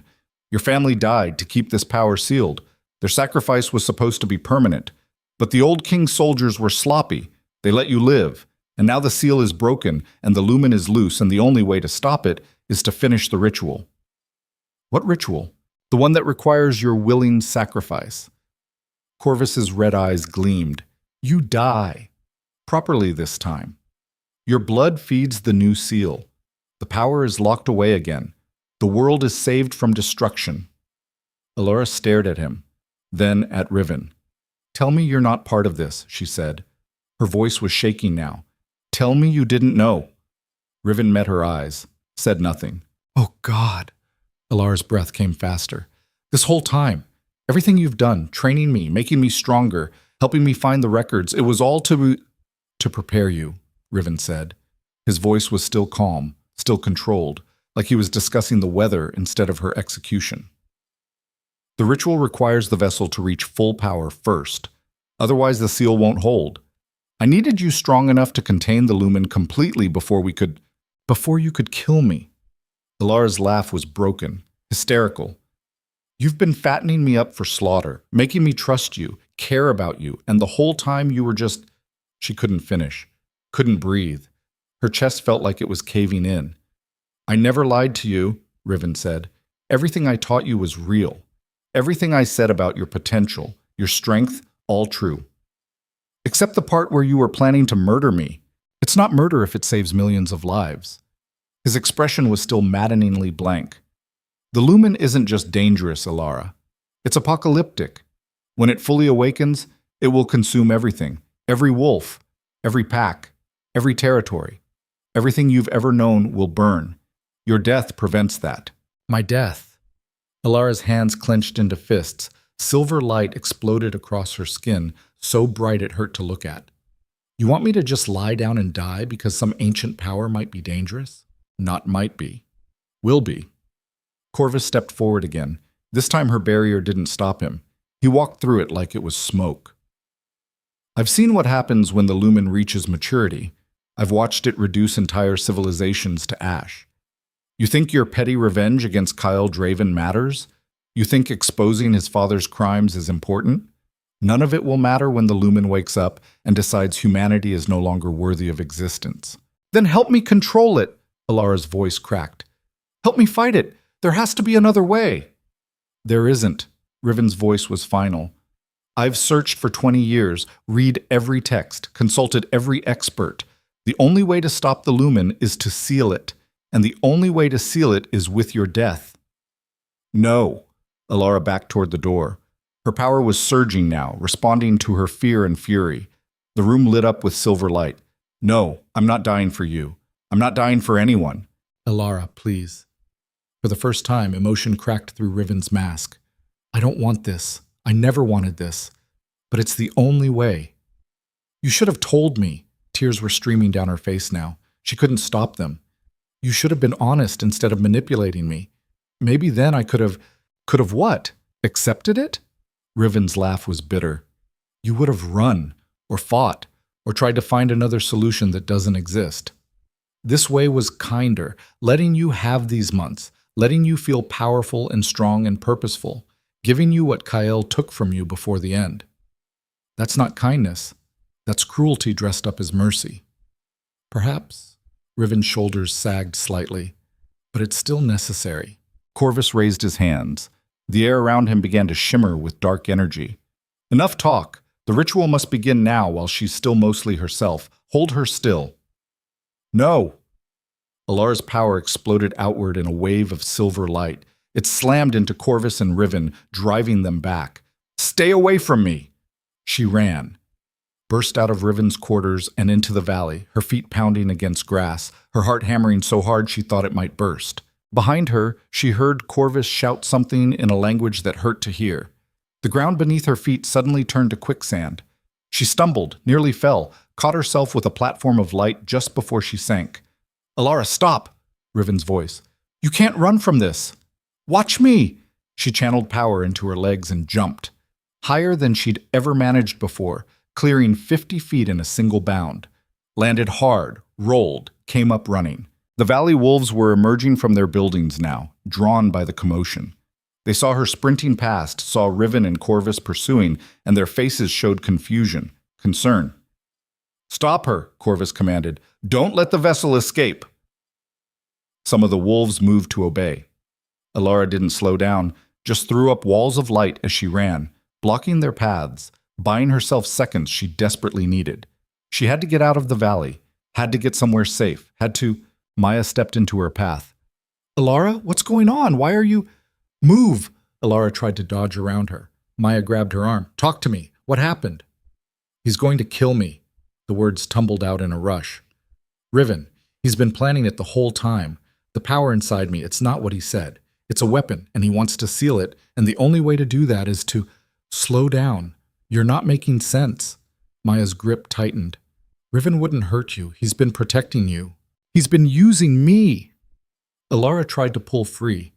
Maya held on. Maya, please, you have to believe me. You have to let me go before. Riven appeared beside them, not running, walking, calm and controlled like he had all the time in the world, because he did, because she was trapped. Let her go, Maya, he said quietly. Maya looked between them. Her face showed confusion, uncertainty. What's happening? Someone tell me what the hell is going on. The power inside Elara is unstable, Riven said. His voice was gentle, reasonable. It's affecting her mind, making her paranoid. She needs help. That's not true. Elara's voice was rising, desperate. He's lying. He's been lying this whole time. He brought in something called Corvus who wants to... Corvus is a healer. Riven's expression was sad, pitying. I brought him here because I was worried about you. The way your power has been surging lately, the mood swings, the paranoia. I thought he could help stabilize you. I'm not unstable. I'm not paranoid. You're trying to kill me. Maya's eyes filled with concern. And worse, doubt. She was looking at Elara like she was broken, like she was crazy. Oh God, Elara breathed. You believe him. You actually believe him over me. Elara, you're shaking. You're glowing. You look terrified. Maya's voice was gentle, too gentle. The voice you used with someone you thought was losing their mind. Let us help you. Let Corvus examine you. Figure out what's wrong. There's nothing wrong with me. Then why are you running? Riven asked quietly. Elara stared at him, at this male she'd trusted, started to care for, maybe even started to... It had all been a lie. Every word, every touch, every moment of seeming understanding. He'd been grooming her for sacrifice. I hate you, she whispered. Something flickered in Riven's eyes, regret maybe, or guilt, but he didn't back down. I know, he said, and I'm sorry, but that doesn't change what needs to happen. Corvus materialized behind Riven, his robes billowing despite the lack of wind. His hands glowed with that sickly red energy. Enough delays, he hissed. Seize her. Begin the ritual. Riven reached for Elara. She called up every ounce of power she had left and exploded it outward in a desperate, uncontrolled blast. The shockwave sent everyone flying. Maya, Riven, Corvus, a dozen valley wolves who'd been closing in, all of them thrown back like toys. Elara didn't wait to see if they got up. She ran, faster than she'd ever run before, her power burning through her reserves at a terrifying rate, but she didn't care, just had to get away. Had to get somewhere they couldn't find her. The valley wall loomed ahead, sheer cliff face rising 300 feet. No time to find the hidden entrance. Elara jumped, channeled light beneath her feet, creating platforms in midair, jumped again, and again. Climbing the cliff face in bounds that should have been impossible. Behind her, she heard Corvus screaming in fury. After her! Don't let her escape! 20 feet from the top. 10, 5. Her hand caught the edge. She pulled herself up and over, collapsing on solid ground, gasping for breath, and found herself staring at a dozen wolves in black and silver armor, Kael's guards. Well, one of them said, drawing his sword, look what we found! They brought her back to the capital in chains, not regular chains. These were made of some kind of metal that dampened her power, making her light flicker and die whenever she tried to call it up. The guards didn't speak to her during the journey, just kept their weapons ready and their eyes watchful, like she was a dangerous animal that might attack at any moment. Maybe she was. She'd stopped caring somewhere around the third hour of walking. The capital appeared as the sun was setting. Those same walls, those same towers, the home that had rejected her. They took her straight to the palace, through back entrances this time, avoiding the public areas. Probably didn't want word getting out that they'd captured her. Probably didn't want Kael to know. But of course he found out anyway. He was waiting in the throne room when they dragged her in, not sitting on his throne this time, standing at the base of the platform, his face carved from stone, his eyes dark with something that looked like fury and relief and fear all mixed together. Leave us, he said without looking at the guards. Your Majesty, she's dangerous. We should... I said leave. The guards exchanged glances, then they filed out, closing the doors behind them, leaving Elara alone with Kael for the second time in 2 weeks. She tried to stand. The chains made it awkward. She stumbled, nearly fell. Kale crossed the distance between them in 2 strides and caught her. "Don't touch me," she snarled, trying to pull away. He held on. "You're hurt." "I'm fine." "You're bleeding. Your feet are torn to shreds. You look half dead." His hands were gentle despite his harsh words. "What the hell happened?" Elara laughed. It came out broken. "You want the short version or the long one? How about you start with why my border patrols found you collapsed on the northern ridge looking like you'd been through a war? Maybe because I have been." She finally managed to jerk free from his grip, stood there swaying, holding herself upright through sheer spite. "Turns out the male who saved me from dying in your borderlands was actually just keeping me alive long enough to use me as a human sacrifice. Surprise." Kael's expression went very still. "Riven, give the Alpha King a prize. He figured it out." Elara's vision was starting to blur. From exhaustion or blood loss or emotional overload, she couldn't tell anymore. "The power inside me. It's not a gift, it's a weapon. And Riven needed me strong enough to contain it before he could seal it again, which requires my death. So that's fun." "Elara, don't." She held up the hand. The chains clinked. "Don't you dare look at me like that. Like you care. Like you're concerned. You threw me away, remember? You don't get to pretend you give a damn now." "I never stopped giving a damn." Kael's voice was rough. "Even when I rejected you, even when I sent you away, I have never stopped." "Then why am I in chains?" Silence. Kael looked down at the metal binding her wrists. His jaw tightened. "Protocol," he said finally. "When an unknown wolf is found on our territory displaying hostile power, the guards didn't know who you were. Bullshit. Everyone knows who I am. I'm the Luna you destroyed, remember? The mate you rejected, the threat you tried to erase." Elara's laugh was bitter. "Now I'm back. Again. Except this time I'm not here for revenge or truth or any of that noble crap. I'm just here because I literally had nowhere else to go." "What do you need?" Kael's voice was quiet, careful. "Tell me how to help." "You can't help. Nobody can help."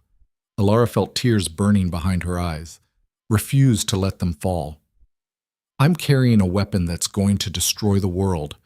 The only way to stop it is to die.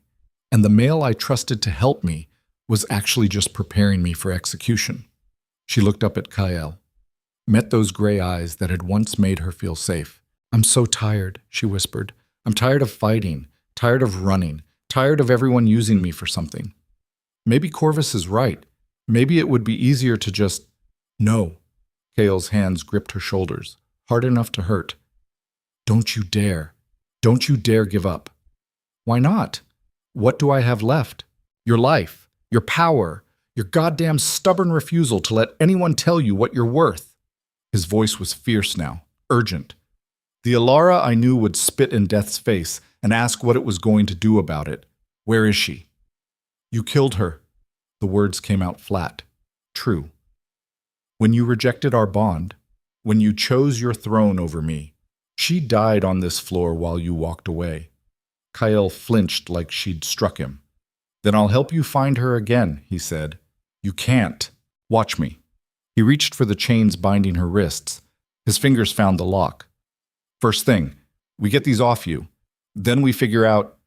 The chains suddenly glowed red hot. Kael jerked back with a curse, shaking out his burned fingers. Elara looked down at the metal. It was pulsing now, warm against her skin, but not burning her. "What the hell?" she breathed. The throne room doors exploded inward. Corvus stood in the entrance, his red eyes blazing. Behind him, Riven, and an army of valley wolves, all armed, all wearing expressions of grim determination. "Found you," Corvus said with a terrible smile. "Did you really think you could escape your fate, vessel?" Kael moved to stand between Elara and the intruders. His entire body radiated alpha dominance. "You're in my territory, in my palace, threatening someone under my protection. Leave now, or I'll have you executed for..." "You have no authority here, little king." Corvus's laugh made the air feel colder. "The ritual must be completed. The vessel must be sealed. And nothing, not your guards, not your title, not your precious broken bond, will stop it." He raised his hands.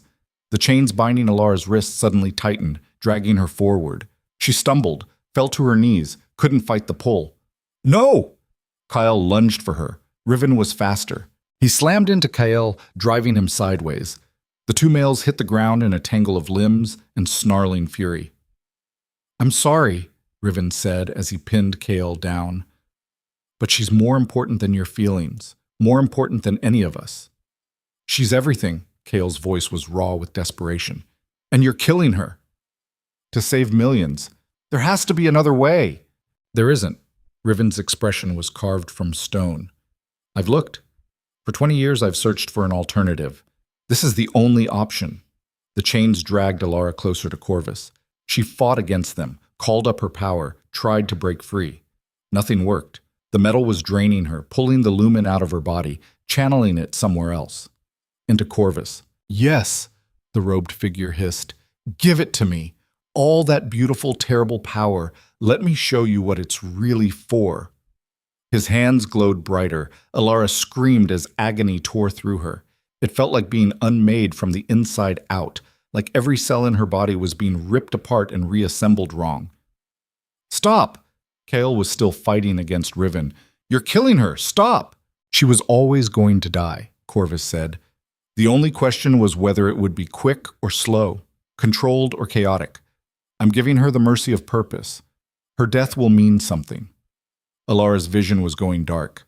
She could feel the lumen being torn from her soul, could feel herself becoming hollow, empty, nothing. This was it. This was how she died, used and discarded. Again.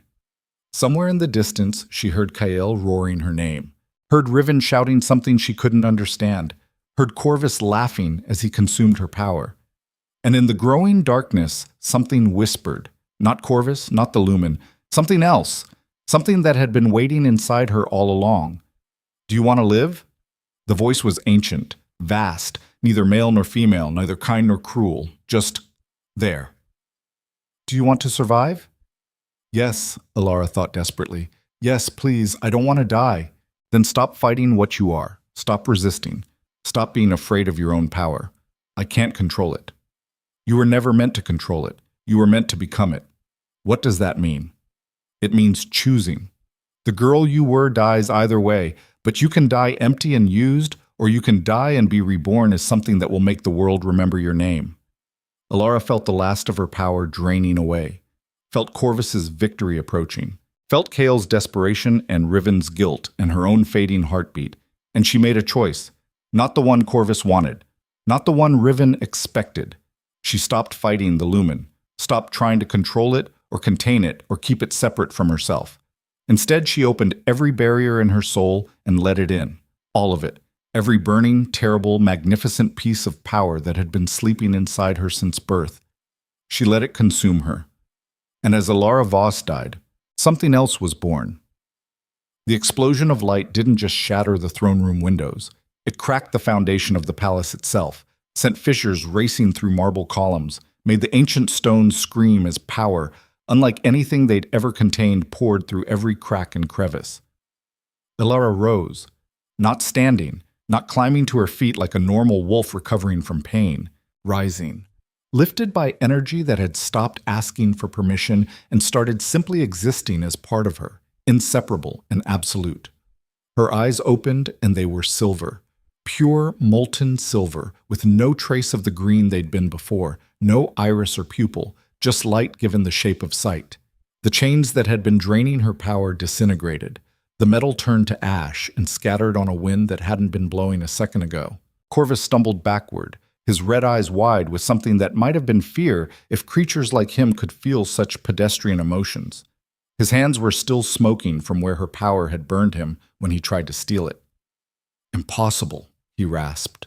"The vessel can't integrate with the lumen. The human mind can't contain that much power without fracturing. You should be mad. You should be—" "I should be dead." Elara's voice came out layered, harmonizing with itself, like multiple versions of her speaking in perfect synchronization. "That's what you wanted, wasn't it? Me dead and compliant and safely sealed away so the world could keep pretending everything was fine." She looked down at her hands. They glowed like she dipped them in liquid starlight. Silver veins traced every inch of exposed skin, pulsing in rhythm with her heartbeat, or what used to be her heartbeat. She couldn't feel it anymore. couldn't feel the weight of her body or the pull of gravity or the thousand small pains that came with being flesh and bone. She felt infinite, and it should have terrified her. Maybe it did, somewhere deep in whatever remained of the girl she'd been. But that terror was distant, muffled, drowned out by the vast certainty that she had finally stopped fighting what she was meant to be. Elara. Kael's voice cracked on her name. He'd managed to throw Riven off him and was standing now, staring at her with an expression caught between awe and horror. What did you do? I stopped trying to be small. She turned to face him and saw him flinch when her silver eyes met his gray ones. I stopped being afraid of my own power, and I let it happen. The ritual, Corvus hissed, his composure fracturing. You've ruined everything. The power was supposed to be contained, sealed, controlled, not unleashed like some rabid animal. Maybe I'm tired of being controlled. Elara's smile was sharp, cold, nothing like the uncertain girl who'd knelt in this room 3 months ago, begging with her eyes for Kael to choose her. Maybe I'm done letting other people decide what I should be. She raised one hand and light coalesced in her palm. It formed into a blade, longer and more refined than anything she'd created before, humming with barely restrained violence. So here's what's going to happen, she said, her voice calm and absolute. You're going to tell me the truth. All of it. What this power really is. What you plan to do with it once you stole it from me. And why my entire family had to die for you to get it. Corvus's laugh was designed to unnerve, to remind her she was facing something ancient and terrible. It didn't work anymore. You think you're powerful now? Dark energy poured from his hands, forming shapes that hurt to look at directly, angles that shouldn't exist in 3 dimensions. You think merging with the lumen makes you invincible? I've been studying this power since before your species learned to walk upright. I know its weaknesses. I know how to break it, and I know how to break you. He attacked. The dark energy lashed out like living whips, moving faster than thought, wrapping around Elara's arms and legs and throat. They tightened, constricting, draining the light from her skin wherever they touched. She didn't resist, just looked down at the tendrils of shadow binding her and smiled. Then she grabbed one with her bare hand and pulled. The energy recoiled like she'd electrocuted it. Corvus gasped, his concentration shattering as his own power was yanked toward her instead of away from her. Your first mistake, Elara said quietly, was thinking I'd play by your rules. She channeled light into the tendril she was holding. It ignited instantly, silver flames racing back toward Corvus faster than he could sever the connection. His scream when the fire hit him was gratifying. He stumbled backward, his robe smoking, the flesh of his hands blistering and bubbling. The other tendrils released her and retreated, curling back toward their master like wounded serpents. The lumen is creation, Corvus wheezed, cradling his ruined hands. It can't burn. It can't destroy. That's not what it does. It does whatever I tell it to do. Elara took a step forward. The marble cracked under her bare feet, fractures spreading outward in intricate patterns. Because I'm not trying to control it from the outside anymore. We're the same thing now, and we both want answers. Kill her! Corvus shrieked at the valley wolves still clustered near the throne room entrance. All of you, this is what we've been training for. Kill her before she destroys everything. The wolves looked at each other. Their faces showed confusion, fear, the instinctive terror that came from facing a predator so far above them on the food chain that their hindbrain screamed to submit or flee. None of them moved. Riven stepped forward, putting himself between the wolves and Elara. His silver eyes were locked on her with an intensity that made something in her chest twist. Stand down, he said quietly. All of you. That's an order. You dare? Corvus turned his fury on Riven. I brought you into this. I gave you purpose when you were nothing but a failed Alpha's bastard son. You swore to help me seal the lumen. I swore to stop the lumen from destroying the world. Riven's voice was calm, measured, but there was something beneath it, some emotion he was working very hard to suppress. She's not destroying anything. She's integrating, evolving, and I'm not convinced anymore that sealing her was ever the right answer. Traitor! Spittle flew from Corvus's mouth. Coward! She's corrupted you like she corrupts everything she touches. No. Riven's eyes never left Elara's face. She just made me realize I was wrong. Corvus made a sound of pure rage and lunged. He moved faster than anything human-shaped should be able to move, his hands extending into claws, his mouth opening too wide to show teeth that went back too far. Elara didn't dodge, just raised her light blade and let him impale himself on it. The weapon punched through his chest with a wet, tearing sound. Corvus's momentum carried him forward until they were nearly chest to chest, his face inches from hers, his red eyes going wide with shock and pain and disbelief. How? Blood bubbled at his lips. Not red blood, something black and thick that smoked when it hit the air. You're just a wolf. Just a broken, pathetic little wolf who couldn't even keep her mate. How are you? I was never just anything. Elara's voice was soft, almost gentle. You made the same mistake everyone else did. You saw what I wasn't and assumed that's all I could be. But I've always been more. I was just too afraid to claim it. She twisted the blade. Corvus convulsed, his form starting to come apart at the edges. Shadow and smoke and things that had never been properly alive bled from the wound in his chest. The lumen, he whispered, his voice fading. It was never meant for wolves. Never meant for mortals. It was meant for the first ones, the old gods. And you? His laugh was wet and broken. You just made yourself into one of them. May the weight of eternity crush you. Then he was gone, dissolving into ash and fading light, and the echo of something ancient finally dying. Elara stood in the center of the throne room, her blade dissipating back into formless energy, her breathing steady and even, despite having just killed something that might have been immortal. She felt nothing. No guilt, no triumph, no satisfaction, just a vast, cold certainty that she'd crossed a line she could never uncross. Elara. Kale's voice was careful, controlled. He was approaching slowly, hands raised like she was a wild animal that might bolt or attack. I need you to listen to me. Whatever you're feeling right now, whatever that thing did to you, you can fight it. You can come back from, I'm not fighting anything. She turned to face him, watched him stop dead when her silver eyes met his. This isn't possession, Kale. This isn't corruption. This is me. Finally, completely, without apology. You just killed someone.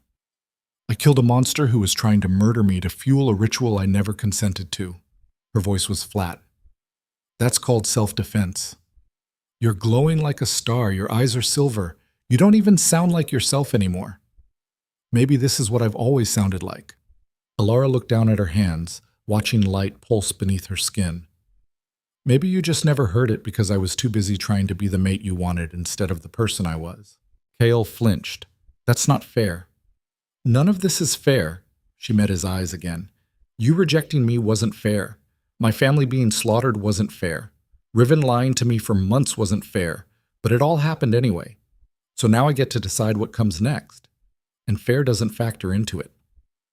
Movement in her peripheral vision. The valley wolves were spreading out, forming a loose semicircle around the room, not attacking, not fleeing, just watching with wary, calculating eyes. And Riven, standing at the edge of that circle, his face carved from stone. What now? He asked quietly. You've got unlimited power. You've killed the one person who knew how to contain you. You could level this entire city without breaking a sweat. So what are you going to do, Elara? It was a good question. She could feel the power humming inside her, vast and patient and eager. It would do whatever she asked, destroy whatever she pointed it at. There were no limits anymore, no chains holding her back. She could take revenge on everyone who'd hurt her. Kael, who'd chosen politics over her heart. Riven, who'd trained her for slaughter while calling it salvation. Marcus and his council, who'd orchestrated her family's massacre. The power pulsed at the thought, responding to her anger, ready to burn the world down if she gave the word. No. The word came out firm, final. That's not who I am. The power settled, waiting for new instructions. What? Riven's eyes narrowed. You're not going to... I'm not going to destroy everything out of spite. Elara took a breath, felt the light inside her shift and adjust. Corvus was right about one thing. This power is dangerous. In the wrong hands, in the wrong state of mind, it could end the world. But he was wrong about the solution. You don't stop something dangerous by locking it away. You learn to wield it responsibly. And you think you can do that? Hale's voice was skeptical. You've had this power for what, 5 minutes? And you're already talking about responsibility? I've had this power my entire life. Elara's hands clenched into fists. I just spent 2 decades being afraid of it, trying to be smaller, weaker, more acceptable to everyone around me. I'm done with that. I'm done shrinking myself to fit other people's comfort zones. So what's the plan? Maya's voice rang out from the throne room entrance. Elara's best friend was standing there with Darius and Kira, all 3 of them looking disheveled and furious. Blood stained Maya's jacket. Darius's knuckles were split. Because from where we're standing, it looks like our fearless leader just tried to sacrifice you. Again. So we'd really like to know whose side we're supposed to be on. Riven's jaw tightened. Maya, I can explain. Shut your mouth. Maya's voice could have cut steel. I trusted you. We all did. Followed you. Believed you when you said you were helping Elara become stronger. And the whole time you were just fattening her up for ritual slaughter. So no. You don't get to explain. You don't get to justify. You just get to stand there and wait to see if she decides you're worth keeping alive. The silence that fell was suffocating. Every eye in the room turned to Elara, the girl who'd been rejected and betrayed and used, the weapon who could unmake them all with a thought. She looked at Riven, at this dangerous, complicated male who'd pulled her from the edge of death and taught her to be dangerous herself, who'd held her when she cried and pushed her when she wanted to quit and planned her execution with clinical precision. Did you ever actually care? She asked quietly. Or was every moment between us just manipulation? Riven met her eyes without flinching. Both. That's not an answer. It's the only one I have. His voice was rough, raw around the edges. I cared about you, Elara. Still do. Watching you grow stronger, seeing you come into your power, being the one you turned to when you needed support, all of that was real. But I cared about preventing the apocalypse more. So yes, I manipulated you. Used your trust against you, prepared you for a death I knew would destroy you, and if I thought it was still necessary, I'd do it again. Even now? Even after seeing what I've become? I don't know. He looked away. You're not what Corvus thought you'd be. You're not mindless destruction or cosmic horror. You're still you, just more. So maybe he was wrong. Maybe the lumen doesn't need to be sealed. Maybe it just needs a worthy vessel. I'm not a vessel. Light flared across Elara's skin, bright enough to cast harsh shadows. I'm a person, one who's very tired of being treated like a container for other people's agendas. Then what do you want to be? Good question. What did she want? Revenge had driven her for months. The need to expose the truth about her family, to make Kael regret rejecting her, to prove she was worth more than they'd given her credit for. But now that she had the power to take that revenge, now that she could actually make them all pay, she didn't want it anymore. Not because she'd forgiven them. She hadn't. Probably never would. But because revenge was just another form of letting them control her, another way of giving them power over her choices. I want the truth to matter. She looked around the room, meeting eyes, holding gazes. My family died protecting records that proved the kingdom was built on lies. They were murdered for knowing too much. And I'm tired of pretending that's acceptable. I'm tired of stability being worth more than honesty. So what are you proposing? Kael's voice was careful. Transparency, accountability, an end to the secret massacres and political executions and convenient disappearances. Elara's voice hardened. We're calling a gathering, every Alpha, every Luna, every pack leader from every territory, and we're telling them everything, showing them the records, letting them see what the unification actually cost, and then we let them decide what kind of kingdom they want to live in. That's suicide. Kael's face had gone pale. The moment those records go public, every pack with a grudge will rise up. Every old wound will reopen. The kingdom will tear itself apart. Maybe. Elara's smile was sharp. Or maybe your subjects are stronger than you give them credit for. Maybe they can handle the truth. Maybe they deserve the chance to make informed choices about their own lives. You're gambling with millions of lives. No, I'm giving them back their agency. Her eyes flashed silver. Something your father stole when he decided mass murder was an acceptable foundation for peace. Kael opened his mouth to argue, closed it. His shoulders sagged slightly, the fight draining out of him. You've changed. he said quietly. You're not the female I rejected. No, I'm not. Elara's voice was cold. I'm what you made me, and now you get to live with it. Before Kael could respond, the throne room doors slammed open. High Elder Marcus strode in, flanked by 24 council members and what looked like half the palace guard. His face was mottled with rage, his hands clenched into white-knuckled fists. So it's true. His voice shook with barely suppressed fury. You've unleashed the Lumen, become exactly what we feared, what your entire bloodline existed to prevent. My bloodline existed to record the truth. Elara turned to face him fully. Something you couldn't tolerate. So you had them slaughtered like animals. We did what was necessary, Marcus's voice rose to a shout. Your family kept records that would have destroyed the kingdom.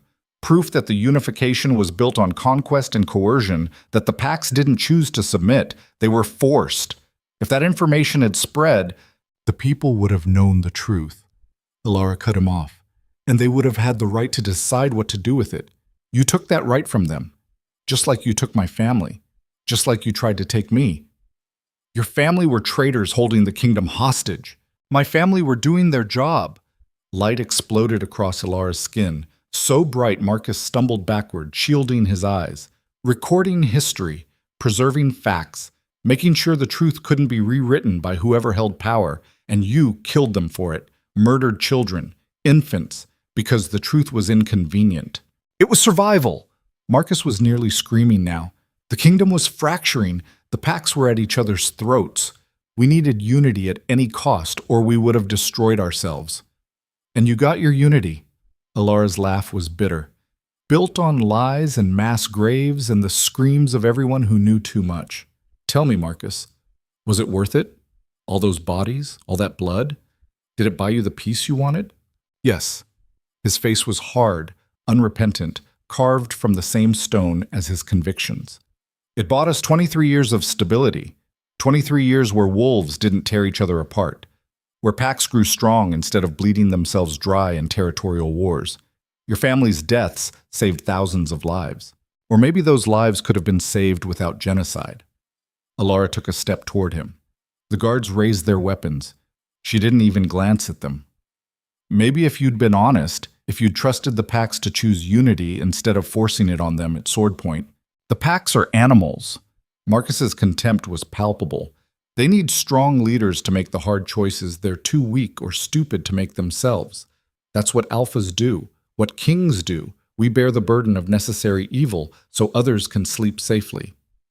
That's what tyrants tell themselves. Kael's voice cut through the tension. He stepped between Elara and Marcus, his posture rigid with barely controlled fury. That's the lie we use to justify atrocities. Marcus's eyes went wide. Your Majesty, you cannot possibly... I've been complicit in this for too long. Kael's hands were shaking. My father told me what he did, made me swear to protect his secrets, to continue his work, and I did because I thought stability mattered more than justice. But Elara's right. We built this kingdom on corpses, and it's past time we answered for it. You're as mad as she is, Marcus gestured wildly at Elara. That power has corrupted her, twisted her into something inhuman. And now she's poisoned you against your own counsel. We need to tell the truth. Kyle's voice was final, absolute. All of it. What my father authorized, what the council executed, what we've been hiding for 2 decades. The people deserve to know. The people will tear us apart. Then maybe we deserve it. Marcus's face went purple. I will not let you destroy everything we've built. Guards, arrest them both. The king has been compromised. The council invokes emergency protocol and assumes temporary control. The guards looked at each other, uncertainty written on every face, torn between loyalty to their king and fear of the council that had ruled from the shadows for decades. Anyone who moves dies. Elara's voice was soft, but it carried to every corner of the vast room. Light blazed across her skin, so bright it hurt to look at directly. I'm done asking nicely. I'm done being patient. You want to keep your secrets? You want to protect your comfortable lies? Fine. But you'll do it over my corpse. And I promise you, her eyes flared pure molten silver. That's going to be significantly harder to accomplish than you think. Marcus's hand moved towards something hidden in his robes. Riven was faster. He crossed the space between them in a blur of motion, his hand locking around Marcus's wrist before the old wolf could draw whatever weapon he'd been reaching for. I wouldn't. Riven's voice was soft, dangerous, the tone of someone who'd killed before and wouldn't lose sleep over doing it again. She's trying to be merciful, trying to give you a chance to do the right thing. I'm not nearly as generous. Traitor, Marcus spat. You swore to help Corvus. You swore to seal the lumen before it could. Corvus is dead. Riven's grip tightened until something in Marcus's wrist gave with an audible crack. The old wolf's scream echoed off marble walls. And my allegiance was always to preventing apocalypse. She's chosen not to end the world. So now I serve her. And anyone who threatens her goes through me. Stand down! Kale's alpha command rolled through the room like physical force. All of you, lower your weapons. That's an order from your king. For a long, tense moment, nobody moved. Then slowly, reluctantly, the guards lowered their weapons. The council members exchanged glances, some defiant, some uncertain, all of them calculating odds and wondering if their positions were worth dying for. This isn't over, Marcus hissed, cradling his broken wrist against his chest. You think you can expose everything and the kingdom will just accept it? You're fools.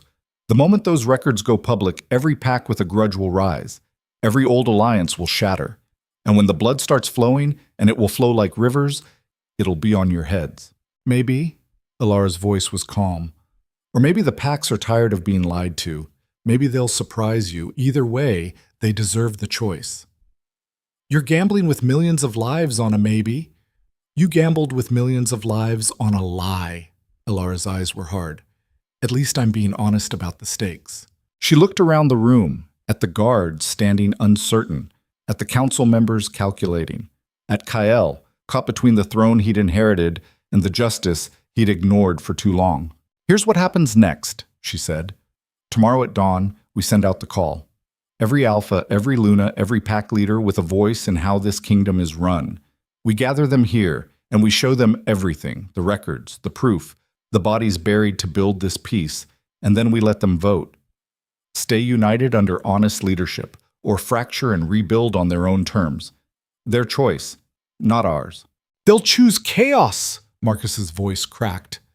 They'll choose revenge. Everything will burn. Then it burns. Elara met his eyes without flinching. And from the ashes, maybe we build something better, something that doesn't require genocide to hold it together. You're insane. You're going to destroy everything. I'm going to free everyone. Her smile was cold, sharp. There's a difference. She turned to Kael. You with me on this? Or are you going to try to stop me? Kael looked at her for a long moment. At this female who'd been his fated mate, his greatest mistake, his most profound regret, who'd become something he couldn't understand, something powerful enough to unmake his entire kingdom with a thought. I'm with you, he said quietly, whatever it costs, however it ends. I'm with you. Even if it costs you the crown? Especially then. His smile was sad, resigned. I've worn it long enough to know it's not worth what I paid for it. Not worth you. Something flickered in Elara's chest. Not the bond. That was dead and gone, severed beyond repair. But an echo of what they'd been. What they could have had if circumstances had been different. She looked away before the feeling could take root. Maya, she called. Get word to the refuge. Tell everyone who's willing to come back to the capital. We're going to need... The floor beneath them exploded. Not from Elara's power. From something else. Something that had been waiting. Corvus rose from the shattered marble, but he wasn't the vaguely humanoid figure from before. This was something older, darker. His form twisted and expanded, shadow taking shapes that hurt to perceive, with too many limbs and eyes that burned like dying stars. Did you really think, his voice came from everywhere and nowhere, layered with the screams of the dying, that you could kill me with light? I am older than your species, older than wolves, older than the gods who made your precious lumen. I am the dark that existed before creation, and I will not be, I am the dark that existed before creation, and I will not be denied. Corvus's true form filled the throne room like ink poured into water, spreading and consuming, blotting out the light from the shattered windows. His shape was wrong in ways that made Alara's eyes water when she tried to focus on it. Too many angles, too many limbs reaching from impossible directions, eyes that burned red in the darkness, scattered across his mass like stars in a poisoned sky. "Run!" Kael's voice cut through the paralysis that had gripped the room. "Everyone out, now!" The guards didn't need to be told twice. They bolted for the exits, dragging council members with them. Maya grabbed Darius and Kira, hauling them toward the door, even as they tried to resist. "We're not leaving her," Darius snarled, trying to pull free. "She doesn't need us for this." Maya's voice was tight with fear. "We'll just get in the way. Move!" Riven positioned himself between Corvus and the fleeing wolves, his body tensed for a fight he probably couldn't win. "Elara, whatever you're going to do it fast. I can maybe buy you 30 seconds before he—" A tendril of shadow lashed out faster than thought. It wrapped around Riven's chest and lifted him off his feet, slamming him into a marble column hard enough to crack the stone. He hit the floor and didn't get up. "Riven!" Alara's powers surged in response to her fury. Light exploded from her skin, driving back the darkness, carving out a sphere of illumination in the consuming black. Corvus laughed, and the sound was every nightmare she'd ever had given voice. "There it is," he purred. "The fire, the rage, the beautiful, terrible power that's been sleeping in your bloodline for generations. Do you feel it now, little wolf? Do you feel what you really are?" "I know what I am." Alara's hands blazed with silver fire. "I'm the thing you couldn't control, couldn't contain, couldn't kill." "No." His form shifted, coalescing slightly, taking on a shape that was almost humanoid but wrong in every detail. "You're my key, my doorway, my ticket to a world I was banished from millennia ago." He moved, not toward her, around her. The darkness flowing across walls and ceiling and floor, surrounding her sphere of light, compressing it, making the air thick and hard to breathe. "You think you merged with the lumen?" Corvus's voice came from everywhere at once. "You think you mastered it? Child, you have no idea what you've done. The lumen isn't power. It's a prison, a seal designed by the old gods to contain something far worse than themselves. And when you integrated with it," his laugh made her bones ache, "you became the lock, which means all I have to do is break you, and the door opens." "What door?" Alara's heart was hammering, but her voice stayed steady. "What are you trying to release?" "Myself." The darkness pulsed, tightening. "My true form. My full power. I've been trapped in this pathetic shell for 3,000 years, feeding on scraps of fear and violence, barely existing. But the lumen was always the key to my freedom. I just needed someone foolish enough to merge with it completely. Someone who'd break the seal from the inside." Understanding crashed over Elara like ice water. This had never been about stopping the lumen. It had been about using her to break it. "You manipulated everything." Her voice was hollow. "Convinced Riven the power needed to be sealed. Made him spend years preparing me for a ritual that was actually designed to make you strong enough to serve my purpose?" "Yes." Corvus's form rippled with satisfaction. "Poor, earnest Riven, so desperate to save the world, so easy to convince that your death would accomplish that. He never suspected I was the real threat. None of them did." Another tendril lashed out, this one wrapping around Alara's ankle.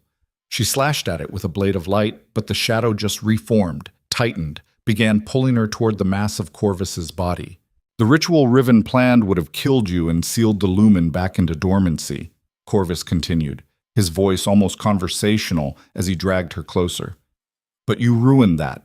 Integrated completely, became the vessel I needed, and now, when I consume you, when I tear the lumen from your soul and break it open, I'll finally be free." "Not happening." Elara poured more power into her light, pushing back against the darkness. "I didn't survive everything I've been through just to be your doorway. You don't have a choice." The darkness surged. It crashed over her like a wave, smothering her light, wrapping around her throat and chest and limbs. She couldn't breathe, couldn't see, couldn't do anything but feel the cold seeping into her bones as Corvus's true nature pressed against her consciousness, trying to force its way in. She felt the lumen inside her recoil, felt it trying to retreat deeper into her soul where the darkness couldn't reach. "No," she thought desperately. "Don't run. Don't hide. We're stronger than this." But the lumen was afraid. For the first time since she'd integrated with it, she felt genuine fear radiating from the power that had made her into something more than wolf. It knew what Corvus was, knew what he could do, and it was terrified. Her vision was going dark. Her lungs burned. She could feel Corvus's presence invading her mind, peeling back her thoughts, searching for the core of the lumen so he could rip it out. This was it. This was how she died. After everything. After surviving rejection and betrayal and transformation. She was going to die in the dark, used as a key to unleash something that would destroy the world. Then she heard Kael's voice, distant and desperate. "Elara, the bond. Use the bond." What bond? The bond was broken, severed, dead. Except she could still feel him. Even now, with darkness crushing her and Corvus invading her mind, she could feel Kael's presence like a phantom limb. Not the mate bond. That was gone. But something else. Something that had been there before the bond and remained after it shattered. Choice. She'd loved him because she chose to, not because fate demanded it. And that choice, that connection forged by will instead of magic, Corvus couldn't touch it. Elara reached for that thread, that last connection to something outside herself, and pulled. Kael gasped as the link between them flared to life. Not the mate bond reforming, something different, something built on shared pain and mutual regret, and the stubborn refusal to let go completely. Through that connection, she felt his strength flow into her. Not power, not magic, just pure, stubborn determination. The same determination that had let him rule a fractured kingdom. The same determination that was making him fight against the darkness, even though every instinct screamed at him to run. And with that strength bolstering hers, Elara stopped retreating, started pushing back. Light exploded from her core, silver and blinding and absolute. It tore through the darkness like a knife through silk, shredding Corvus's hold on her, driving the shadows back. She could breathe again, see again, fight again. "Impossible!" Corvus's voice cracked with fury and disbelief. "The bond is broken. You can't draw on him. You can't—" "The bond you broke was just magic." Elara's voice came out strong, resonant, harmonizing with power that was finally, completely hers. "But what we built before that, what survived after, that's ours. And you can't touch it." She reached out through that connection and felt Kael reach back, not trying to control her, not trying to save her, just standing with her, beside her, the way he should have from the start. And with that support, that partnership born from ashes and regret, Elara faced Corvus's true form and smiled. "You're not the only ancient power in this room," she said quietly. "The lumen isn't a prison, it's a weapon, one that was forged specifically to destroy things like you. And I'm done being afraid of what it can do." She let the lumen fully manifest. Not just light under her skin or blades in her hands, all of it. Every ounce of power that had been sleeping in her bloodline for generations, waiting for someone strong enough and desperate enough and broken enough to claim it completely. She became light, pure, absolute, searing radiance that filled the throne room from floor to ceiling, that burned away shadow and darkness and every trace of Corvus's presence. His scream was magnificent. It echoed through dimensions that shouldn't exist, carried pain and fury and the terror of something ancient finally facing its end. "You can't kill me." His form was coming apart, dissolving under the assault of her light. "I am eternal. I am—" "You're a parasite that's been hiding in the cracks of reality for 3,000 years. Elara's voice was calm, final. "And parasites die when you bring them into the light." She poured everything into the assault, every scrap of power, every bit of strength, every ounce of rage and pain and determination that had kept her alive through rejection and betrayal and transformation. The light grew brighter, hotter, more absolute. Corvus's form shattered, not dying slowly, not fading gradually, just gone, unmade, erased from existence by power that had been waiting millennia to finish what the old gods started. The darkness vanished, the pressure on the air released, and Elara stood alone in the center of the throne room, her light slowly dimming, her breathing heavy, her body shaking with exhaustion. It was done. Corvus was dead. The threat was ended, and she was still standing. "Elara," Kael's voice was rough, close. She turned and found him right there, his gray eyes wide with something between awe and fear. Are you... Is it over? Yeah. Her voice came out hoarse, tired. It's over. Then her legs gave out. Kael caught her before she hit the floor, his arms wrapping around her, holding her up. The connection between them pulsed once, warm and steady, before settling into something quieter. I've got you, he murmured. I've got you. That's new? She managed to say. His laugh was broken. I know, I'm sorry. I'm so sorry for... Later. Elara's eyes were closing. She was so tired. Using that much power had burned through every reserve she had. We'll fight about it later. Right now I just need to... Sleep claimed her before she could finish the sentence. What? She woke to sunlight streaming through windows that shouldn't exist. Elara blinked, disoriented, taking in her surroundings. She was in a bed, a comfortable one, in a room she didn't recognize, decorated in soft blues and silvers that were easy on the eyes. Not the refuge, not her old chambers in the palace. Somewhere new. You're awake. Riven's voice came from a chair by the window. He looked terrible. Bruises darkened half his face. His left arm was in a sling, but he was alive. Good. We were starting to worry. How long? Her voice came out like sandpaper. 3 days. He stood, moving carefully, like his ribs hurt. You burned through enough power to level a city. Your body needed time to recover. Memory flooded back. The fight, Corvus, the light. Is he really gone? As gone as anything can be. Riven moved closer, studying her face. Whatever you did, it was thorough. There's not even a shadow left. No echo, just nothing. Elara pushed herself up to sitting. Her body ached, but everything seemed to work. And everyone else? Maya, Darius, Kira, fine. Bruised and shaken, but fine. Riven's expression was carefully neutral. Kael's been camped outside your door since we brought you here. Won't leave, won't eat, just sits there waiting for you to wake up. Something complicated twisted in Elara's chest. Where's here? New quarters. Kael had them prepared while you were unconscious. Said you deserved better than the chambers you had before. Riven's voice was dry. He's trying, in his own fumbling, guilt-ridden way. And you? Elara met his eyes. What are you trying to do? Riven was quiet for a long moment. I'm trying to figure out if you're going to kill me, he said finally. I wouldn't blame you if you did. I lied to you for months, prepared you for sacrifice, betrayed your trust in every way that matters. So if you want me gone, or dead, I'll understand. Elara studied him.